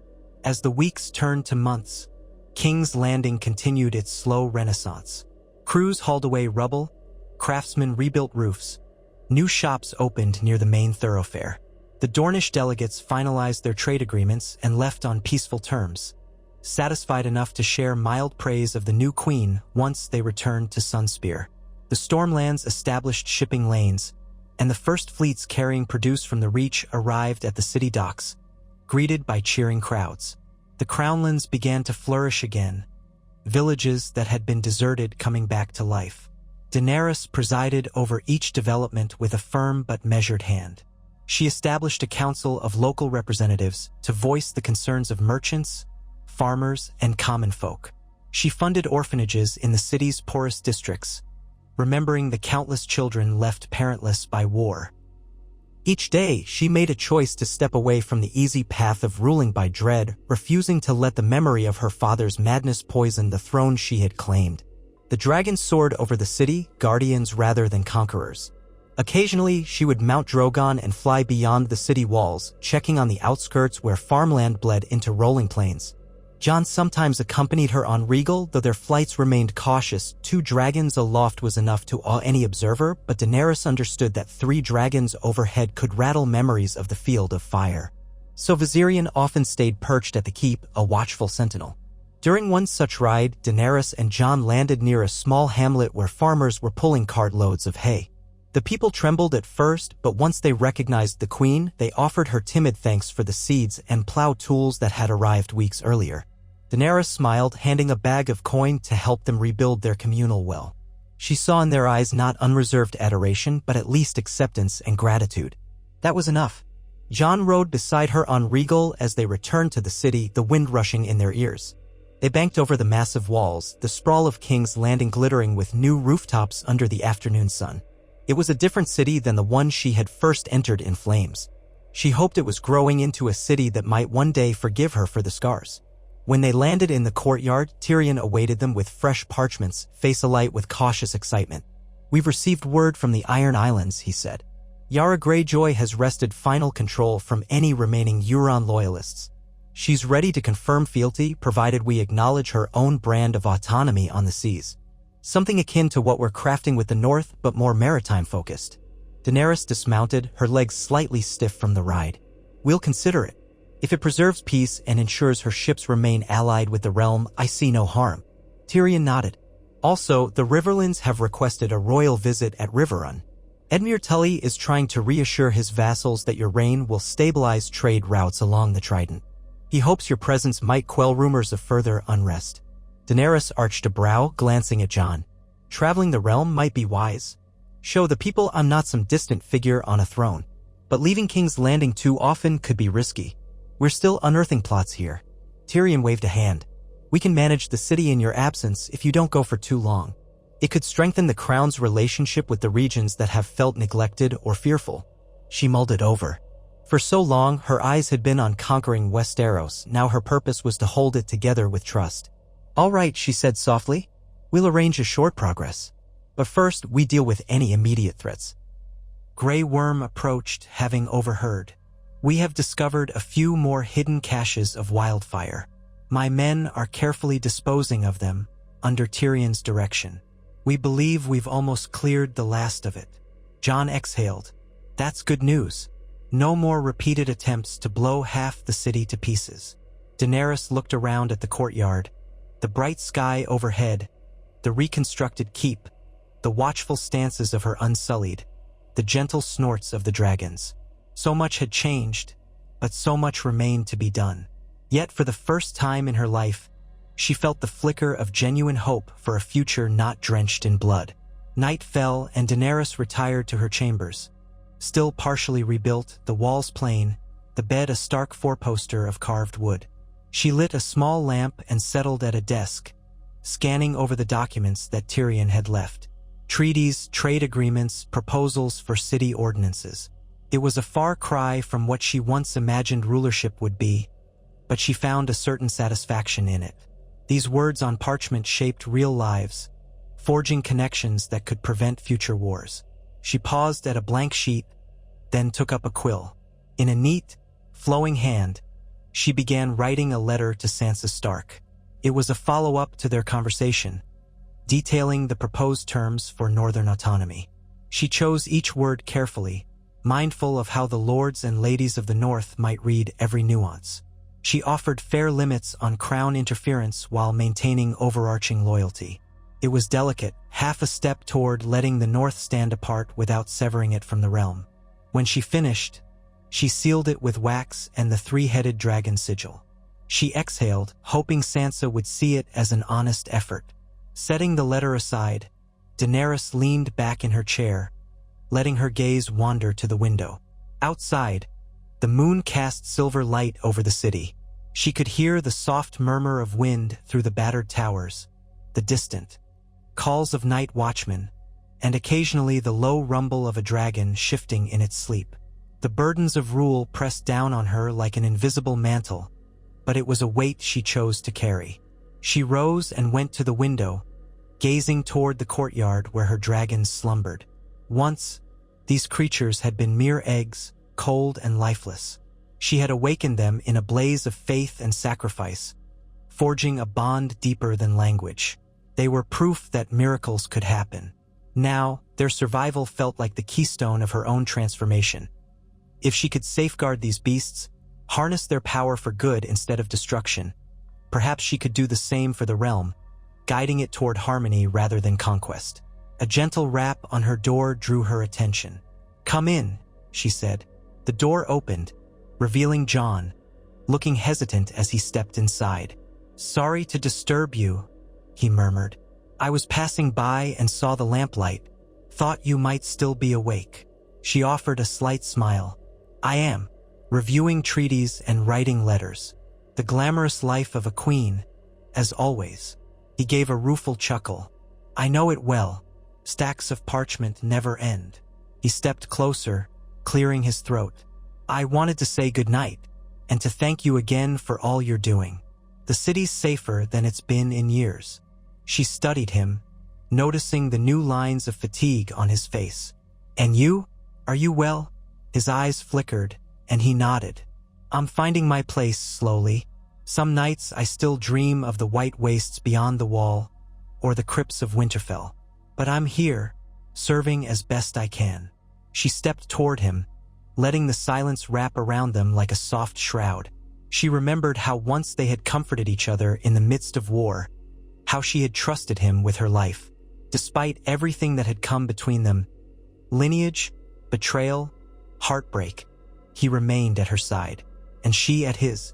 She didn't know if they would ever cross the boundary into open love again, or if they should, but she knew they shared a bond that went beyond politics. She touched his hand lightly. "You belong here as long as you wish to stay. I won't force you to remain if your heart calls you elsewhere." He turned his hand to interlace his fingers with hers. "My heart may be divided, but it doesn't pull me away yet. There's too much good to be done." A quiet understanding passed between them.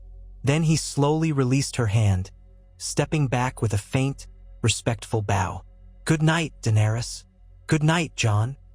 He left, and she remained by the window, listening to the hush of the keep.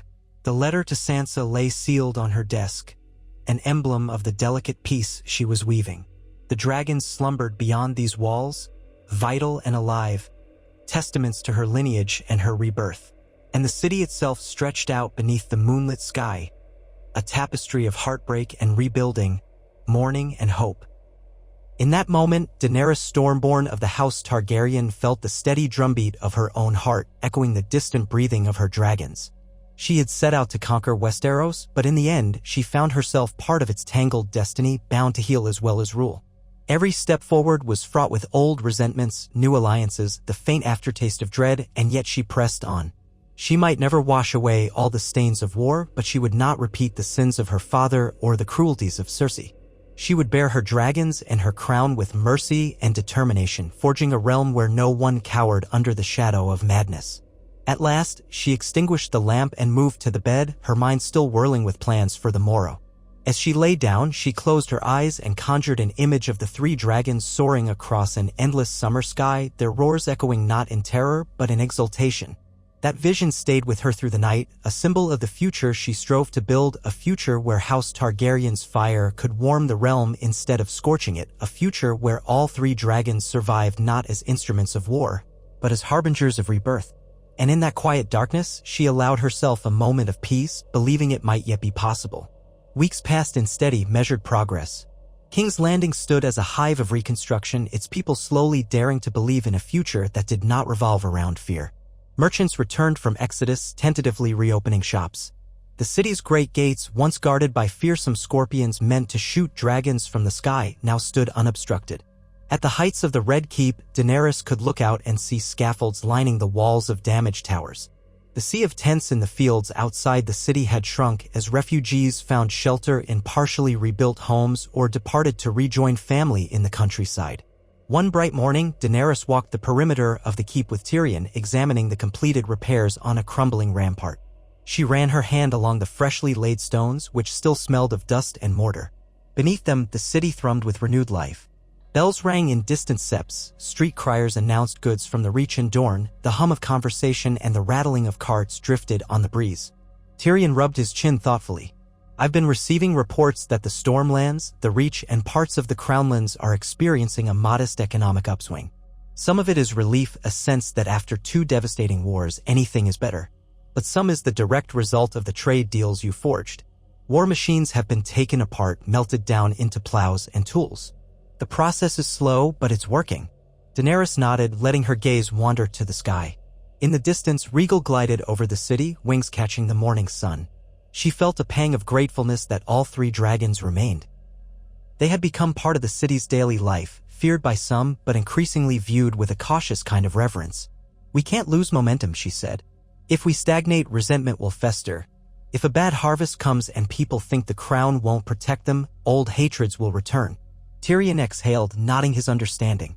Yes, your grace. Stability is a delicate balance. But for now, it seems you've managed to keep most of the Lord's content. The Iron Bank even sent a polite missive expressing satisfaction with timely loan payments. They're rarely that polite. She allowed a small smile, recalling how the Iron Bank had loomed for decades over any monarch's finances. Now they were, at least, placated. I want to keep forging alliances, she said. If Edmure Tully at Riverrun still desires a visit, we'll plan our departure soon. A royal progress can reassure the Riverlords that we're committed to them as well. Tyrion made a note on a scrap of parchment he kept in his pocket. It might also be an opportunity to invite the Lords of the Vale. Sweet Robin will likely come if you request it in person. And if the North can send a representative, perhaps Brienne or another trusted knight, it will underscore unity. Daenerys paused, glancing down at the city again. I'll speak with Jon. He might want to represent the crown alongside me or perhaps remain here. He's been working tirelessly, rooting out wildfire caches and training new city watch recruits. Tyrion arched an eyebrow. He's proven himself quite adept at administration. Almost a surprise, given he was once so reluctant to lead. Daenerys felt a mix of pride and wistfulness. He's done what needed to be done since the day I met him. That hasn't changed. They continued along the rampart until they reached a section overlooking the dragon courtyard. Below, she could see Grey Worm directing a small unit of Unsullied in weapons drills, though these days it was less about preparing for war than maintaining readiness. Nearby, Drogon dozed in a patch of sun. The swirl of black scales and folded wings made him look almost like a slumbering mountain of coal. Tyrion, observing from above, breathed out. It's still hard to believe all 3 are here. If someone had told me when I was a child that I'd be living beneath the wings of 3 adult dragons, I'd have called them mad. Daenerys brushed a hand against a loose strand of her silver hair. I've had my share of moments where I feel the same. But they're real enough, and so is the chance to use their existence for something better than fear. Now we must ensure that chance is not lost. Later that day, after tending to the usual stream of petitions, Daenerys joined Jon in a quiet chamber lined with old maps. Streaks of late afternoon light crossed the floor, dancing over the images of rivers, mountains, and roads. He looked up from a roster of new recruits for the city watch, greeting her with a nod. "You've had a busy day," he observed. "Ser Brienne told me she saw you meeting with more stonemasons." Daenerys let out a small huff of amusement. "They want additional wages for working double shifts." I agreed, though we'll need to monitor the treasury carefully. "How go the new recruits?" Jon handed her the roster, pointing out names. Mostly young men from the Crownlands. Some from the Stormlands, a few from the Reach. They're still raw. We'll need to train them carefully, ensure no corruption creeps in. The City Watch has a reputation for turning cloak when gold is offered. She folded the parchment and set it aside. "We'll keep an eye on it. But I trust your judgment and Grey Worms. The Unsullied can't stay here forever, so the City Watch must stand on its own." Jon dipped his head and the sunlight caught in his dark hair. Grey Worm's men have begun rotations away from King's Landing. Many want to return to Essos, like you said. He remains, though. He says he'll stay as long as you need him. Daenerys smiled softly, recalling how fiercely loyal Grey Worm had been even after losing Missandei. "I'm grateful for him. Perhaps one day he'll find a new path. But for now, I can't imagine this city without him." They fell into a thoughtful silence. The presence of dragons, the forging of alliances, the slow but certain transformation of King's Landing, it all hung in the air like a tapestry of possibilities. Daenerys broke the stillness. "Tyrion proposed that I embark on a short royal progress to the Riverlands. He thinks Edmure Tully's invitation is an opportunity to show that I'm not neglecting that region. You could remain here or come with me if you wish." Jon weighed the idea. "I think your presence in the Riverlands would be good. People there still wonder who truly rules them. Some remember the Lannisters' stranglehold, others recall the horrors of the phrase. A royal visit might calm their doubts." Daenerys tilted her head. "Will you accompany me?" He hesitated, gaze drifting to the map on the wall. "You know I'm no lover of pomp or ceremony. But if it helps you and them, I'll go. The city can manage a week or two without me." She felt a trickle of relief. "Thank you. I'd like your counsel on the road. And if we bring a dragon or two, it might remind the bandits that the days of easy raids are done." Jon nodded, a glimmer of worry in his eyes. "Just be careful. A show of strength is one thing, but if you fly over farmland, people might panic, thinking you've come to burn them. We'll need to do this with a gentle hand." Daenerys understood. She'd seen how easily awe could tip into terror. "We'll be discreet," she promised. "Perhaps just one dragon overhead, and we'll keep it far enough that farmers won't think I'm about to torch their fields." Preparations began. Within days, a modest procession was readied, no endless column of gold-trimmed carriages or tens of thousands of soldiers. Daenerys wanted only a handful of knights and city watch escorts, plus a small retinue of advisors. Tyrion insisted on coming, as did Grey Worm, though he brought only 20 Unsullied. Jon oversaw the logistics of lodging along the route. The plan was to head north along the King's Road, then branch west, crossing into the Riverlands, and eventually reach Riverrun. On the morning of their departure, Daenerys stood in the courtyard, watching stable hands load supplies onto wagons. Drogon perched on the highest keep, roaring now and then as if bidding her farewell. She had chosen Regal for the journey, trusting his temperament to remain calm near farmland. Viserion, for now, would keep Drogon company in the city. At last, the small caravan rattled out through the gates.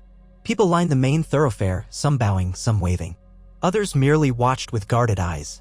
Daenerys rode at the center atop a pale mare. Jon rode nearby, scanning the crowds for potential threats. Tyrion sat in a covered wagon, scribbling notes on treaties, complaining only half-jokingly about how the jostling made his handwriting atrocious. Grey Worm and his Unsullied walked at a measured pace, silent and disciplined. The City Watch captains brought up the rear, ensuring no one straggled or got lost. Once they cleared the city walls, Regal took flight, beating powerful wings to climb above the caravan. His presence overhead cast a broad, rippling shadow along the King's Road. Though it stirred some unease, it also warded off any lurking outlaws who might have considered ambushing the Queen's party. Occasionally, Daenerys spotted travelers stepping off the road to gawk at the dragon. She instructed her men to let them be, so long as they posed no threat. The journey unfolded across meadows and gentle hills. Summer's warmth still lingered in the Riverlands, though pockets of the land bore scars: abandoned farmhouses, scorched fields from older battles, the remains of a broken September. When the caravan stopped for the night near a small village, Daenerys chose to set up camp in a meadow rather than commandeer the local inns.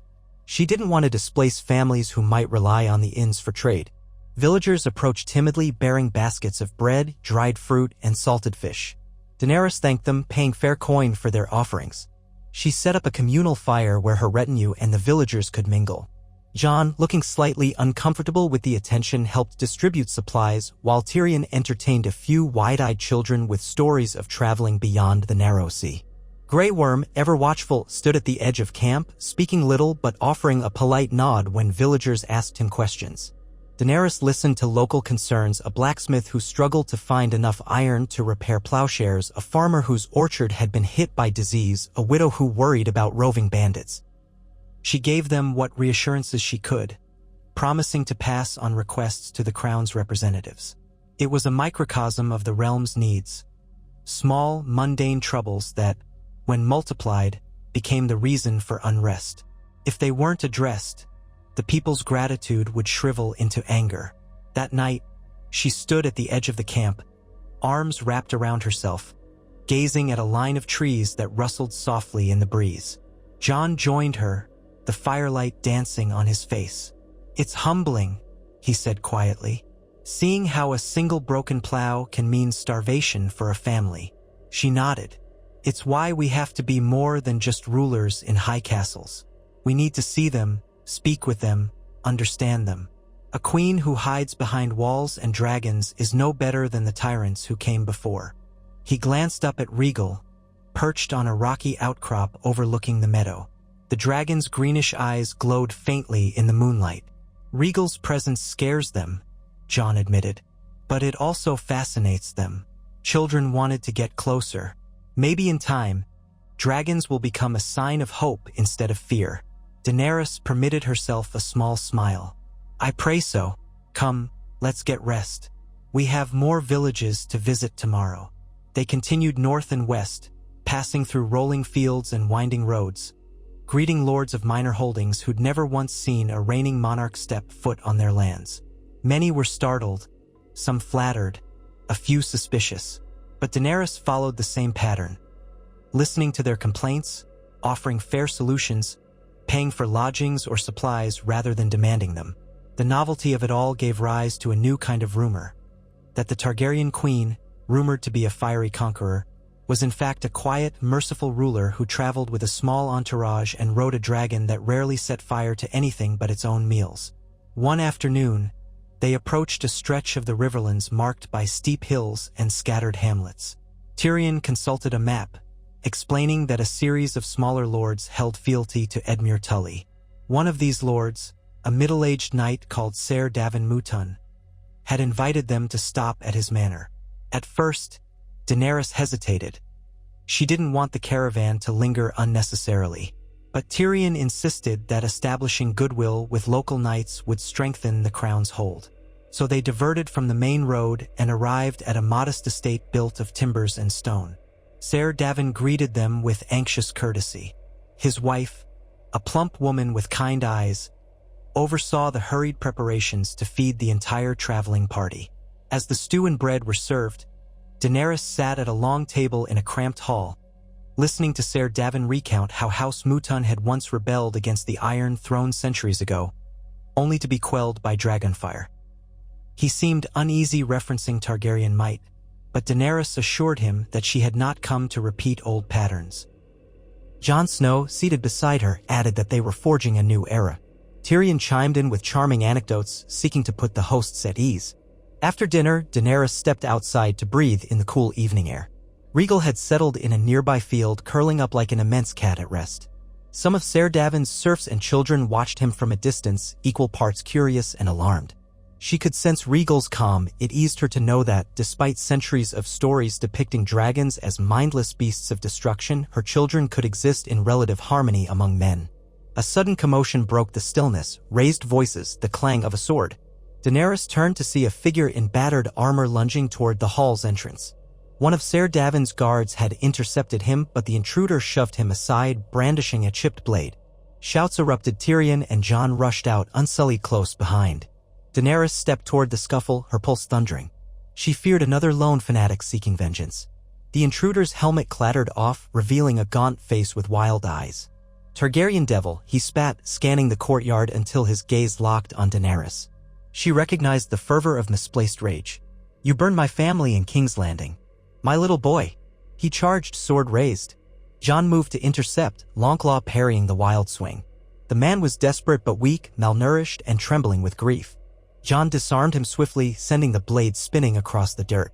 The intruder collapsed to his knees, sobbing, lurching toward Daenerys as if to strangle her with his bare hands. Two Unsullied seized him, twisting his arms behind his back. Heart-pounding, Daenerys approached, stopping just out of reach. "I'm sorry for your loss," she said, her voice faltering with genuine sorrow. "I never wanted to kill innocents." The memory of the bells tolled inside her like a curse she could never banish. "Let him speak," she told the Unsullied, who tightened their grip but did not drag the man away. The intruder's chest heaved with ragged breaths. "My boy was 6. You flew overhead, breathing fire.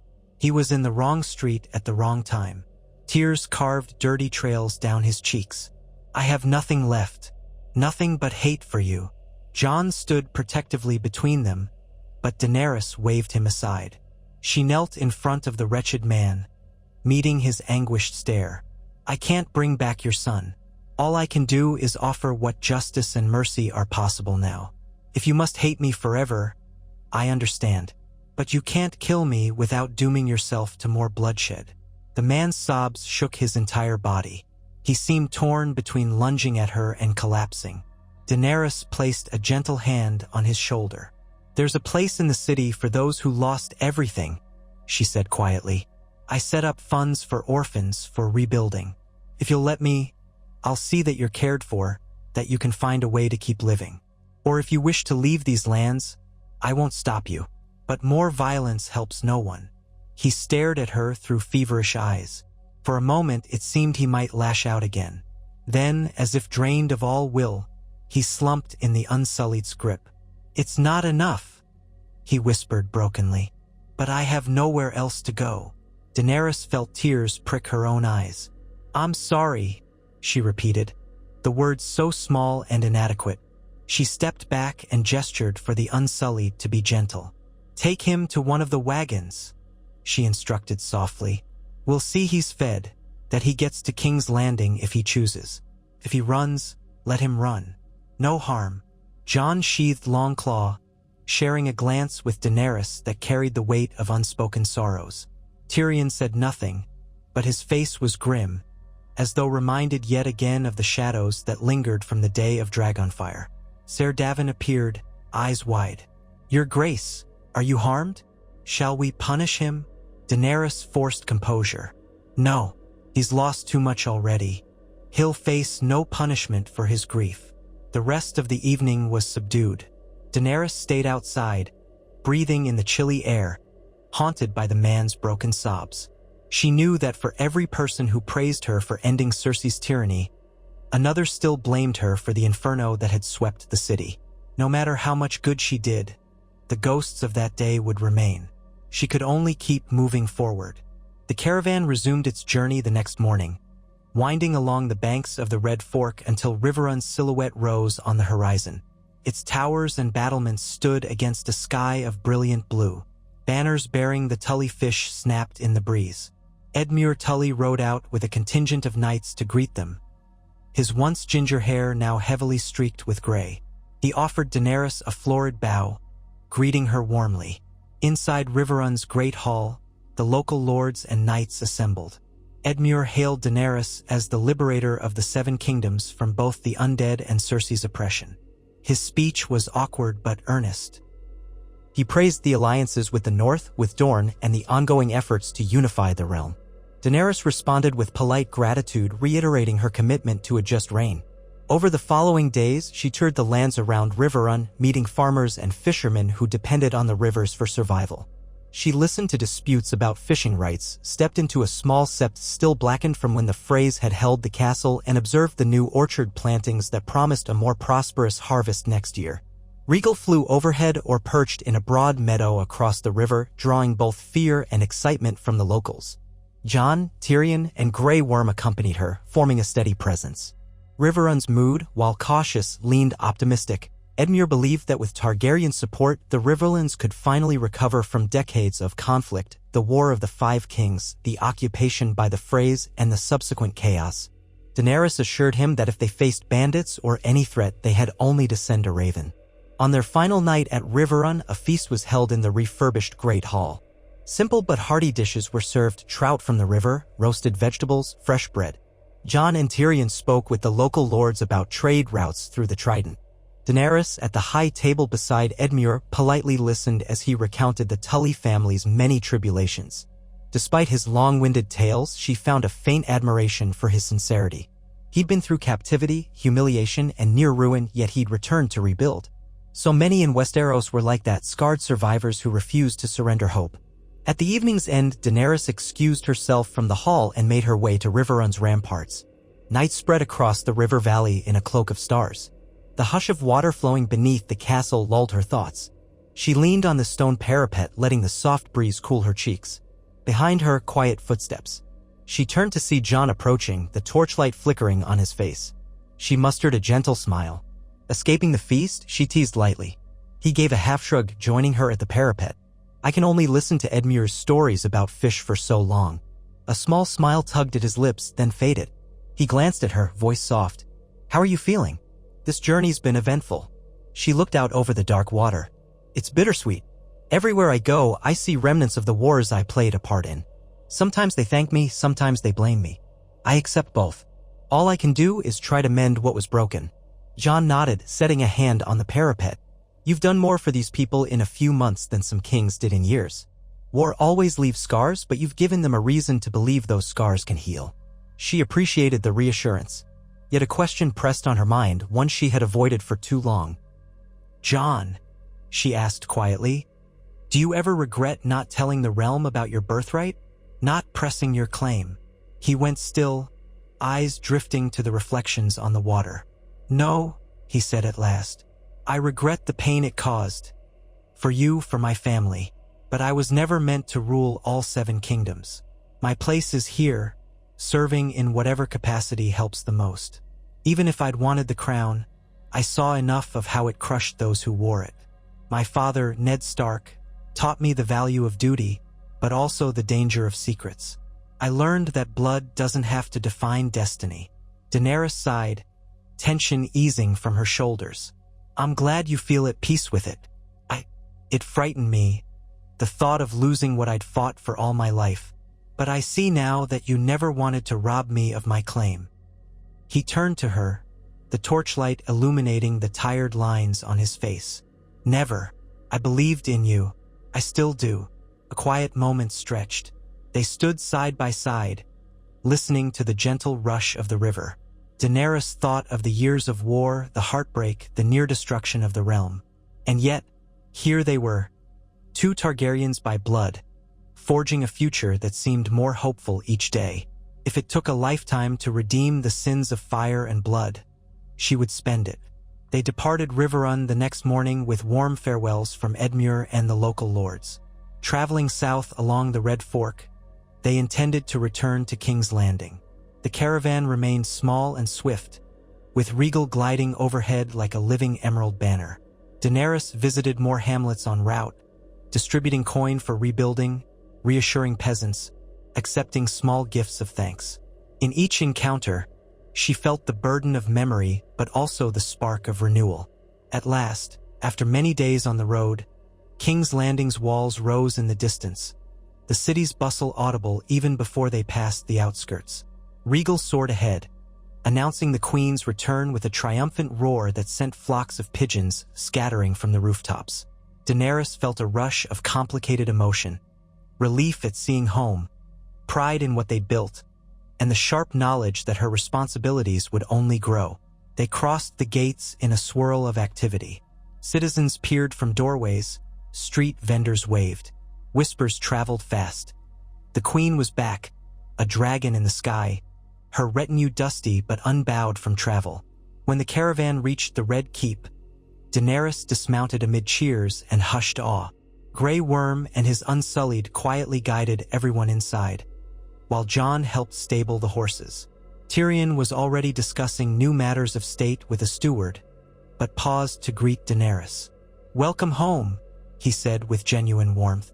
"We've had only minor disturbances, and the new trade routes continue to flourish.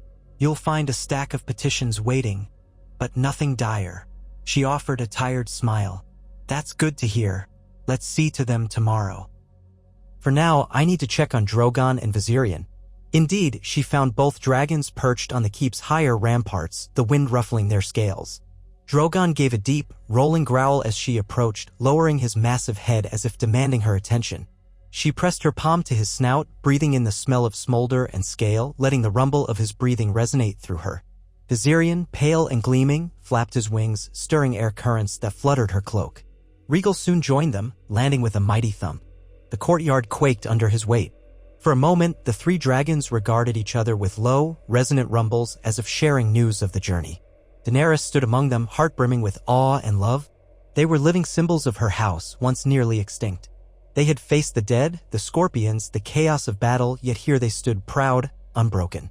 She could scarcely believe she had helped bring them into the world. Jon arrived, pausing at a safe distance while the dragons conversed in their strange, rumbling manner. Daenerys beckoned him closer. "I think they missed each other," she murmured. Indeed, Drogon was nudging Rhaegal's flank and Viserion snapped playfully at Drogon's tail. Jon watched, his expression a mixture of wariness and acceptance. "It's good they're all here. I can't imagine what this realm would be like if even one had been lost." Daenerys inhaled the smoky air, recalling the countless near-fatal moments, the Night King's spears, Euron's scorpions, the savage battles. "I thought we would lose at least one, but they survived." She reached out to stroke Rhaegal's neck. "I want that to mean something. Not just for me or House Targaryen, but for everyone." Jon's gaze met hers, and in his eyes she saw the echo of the vow they had both made to save the living, no matter the cost. "It already does," he said softly. Behind them, Tyrion's voice echoed in the courtyard, calling for Daenerys. There were messages from Dorne, from the Iron Islands, from Winterfell. Such was the Queen's lot, to answer them all. Duty was unrelenting, and the future still bristled with challenges, forging new accords, stamping out lingering bitterness, preventing any lords from sliding back into tyranny. But Daenerys felt more certain than ever that she was equal to the task. She had her dragons, her loyal allies, and a realm that, for the first time in a generation, dared to yearn for peace. As dusk fell, she followed Tyrion inside, where the Red Keep's halls glowed with torchlight. Grey Worm awaited her with updates on the city's progress. Stewards brought forth a new proposal from the north, clearly bearing Sansa's measured words. A letter from Lady Nemella Santagar in Dorne spoke of flourishing trade and a hope for further collaboration. Rumors of corsairs in the Stepstones suggested another future threat, but for now it was only a murmur on the horizon. Daenerys listened, decided, delegated. In each moment, she felt the balance between caution and confidence. Leading as she had always aspired to, not by terror but by conviction. The tapestry of alliances she wove was intricate, and each thread could unravel if tugged too sharply. Yet she remained steady, mindful of every vow. Night deepened. Outside, the dragons settled on the warm stone parapets for sleep, their eyes half-lidded, tails draped lazily. In her private chamber, Daenerys finally found a moment alone. By the light of a single candle, she wrote in her journal, recording the details of her journey to the Riverlands. The minor lords she had met, the children who had touched Rhaegal's tale in wonder, the broken man who had tried to kill her out of vengeance for a son lost in the flames. She penned the raw truth, that her reign would forever carry the weight of past sins, yet she was committed to preventing new ones. Setting the quill aside, she wandered to the narrow window. The moon hung above King's Landing, silvering the rooftops and reflecting in the waters of Blackwater Bay. She imagined the small pockets of laughter in taverns, the hush of families asleep behind newly mended walls, the sparks of warmth where hope was rekindling. The wheel, she thought, is not fully broken, but maybe it's splintering piece by piece, giving space for something new to grow. She recalled the original question that had guided her. What would become of Westeros if her dragons lived to see the dawn of a new age? Now she had her answer. They stood guard over a realm learning to stand on its own feet, forging alliances through trust rather than fire. If more challenges loomed, she would meet them head-on. The memory of old wars would never vanish, but she believed in the promise of rebuilding. Perhaps that was the greatest power of a dragon. Not destroying, but safeguarding what was precious. A faint knock at the door stirred her from her reverie. It was Jon, again, with a brief update on the watch rotations. She invited him in, and they spoke quietly about the new officers, about the day's petitions, about how the world felt just a bit calmer than it had before. As he took his leave, their eyes met in a silent bond of respect and lingering affection. Two souls who had given everything to save the realm, now bound in the shared duty of governing it. When the door closed, Daenerys returned to the window. She rested her head against the stone, gazing out at the dark silhouette of Drogon on a distant spire. In the hush of the night, the city breathed with her, and the dragons breathed with the city. Tomorrow would bring fresh demands, fresh triumphs, perhaps fresh sorrow. Yet for this moment, she felt a sense of communion with everything and everyone she ruled. The child in a rebuilt hovel, the farmer hoping for next season's harvest, the orphan who still trembled at the memory of flames, the knights and lords who pinned their ambitions on her success. She let her eyes drift shut, listening to the faint rumble of dragon breath across the sky. The Targaryen banner was more than conquest now. It was a pledge that the living had won their right to endure. All three dragons still soared, defiant against the tragedies that had nearly claimed them. And Daenerys Stormborn, breaker of chains and mother of dragons, guided Westeros not by the old ghosts, but by a fierce resolve to be the queen her people needed. One day, she thought, the realm might truly forgive her for the flames of the past. And if not, she would at least ensure there were no new flames to fear. This was her home now, and these people were under her protection. She vowed that her dragons would cast a shadow of guardianship over the Seven Kingdoms rather than a shadow of tyranny. In that quiet chamber, with the city still in the afterglow of new beginnings, Daenerys truly believed, her dream was within reach. And so she stood, candlelight flickering against the walls, holding fast to her unwavering hope that all three dragons would continue to survive, heralding the dawn of a kinder age.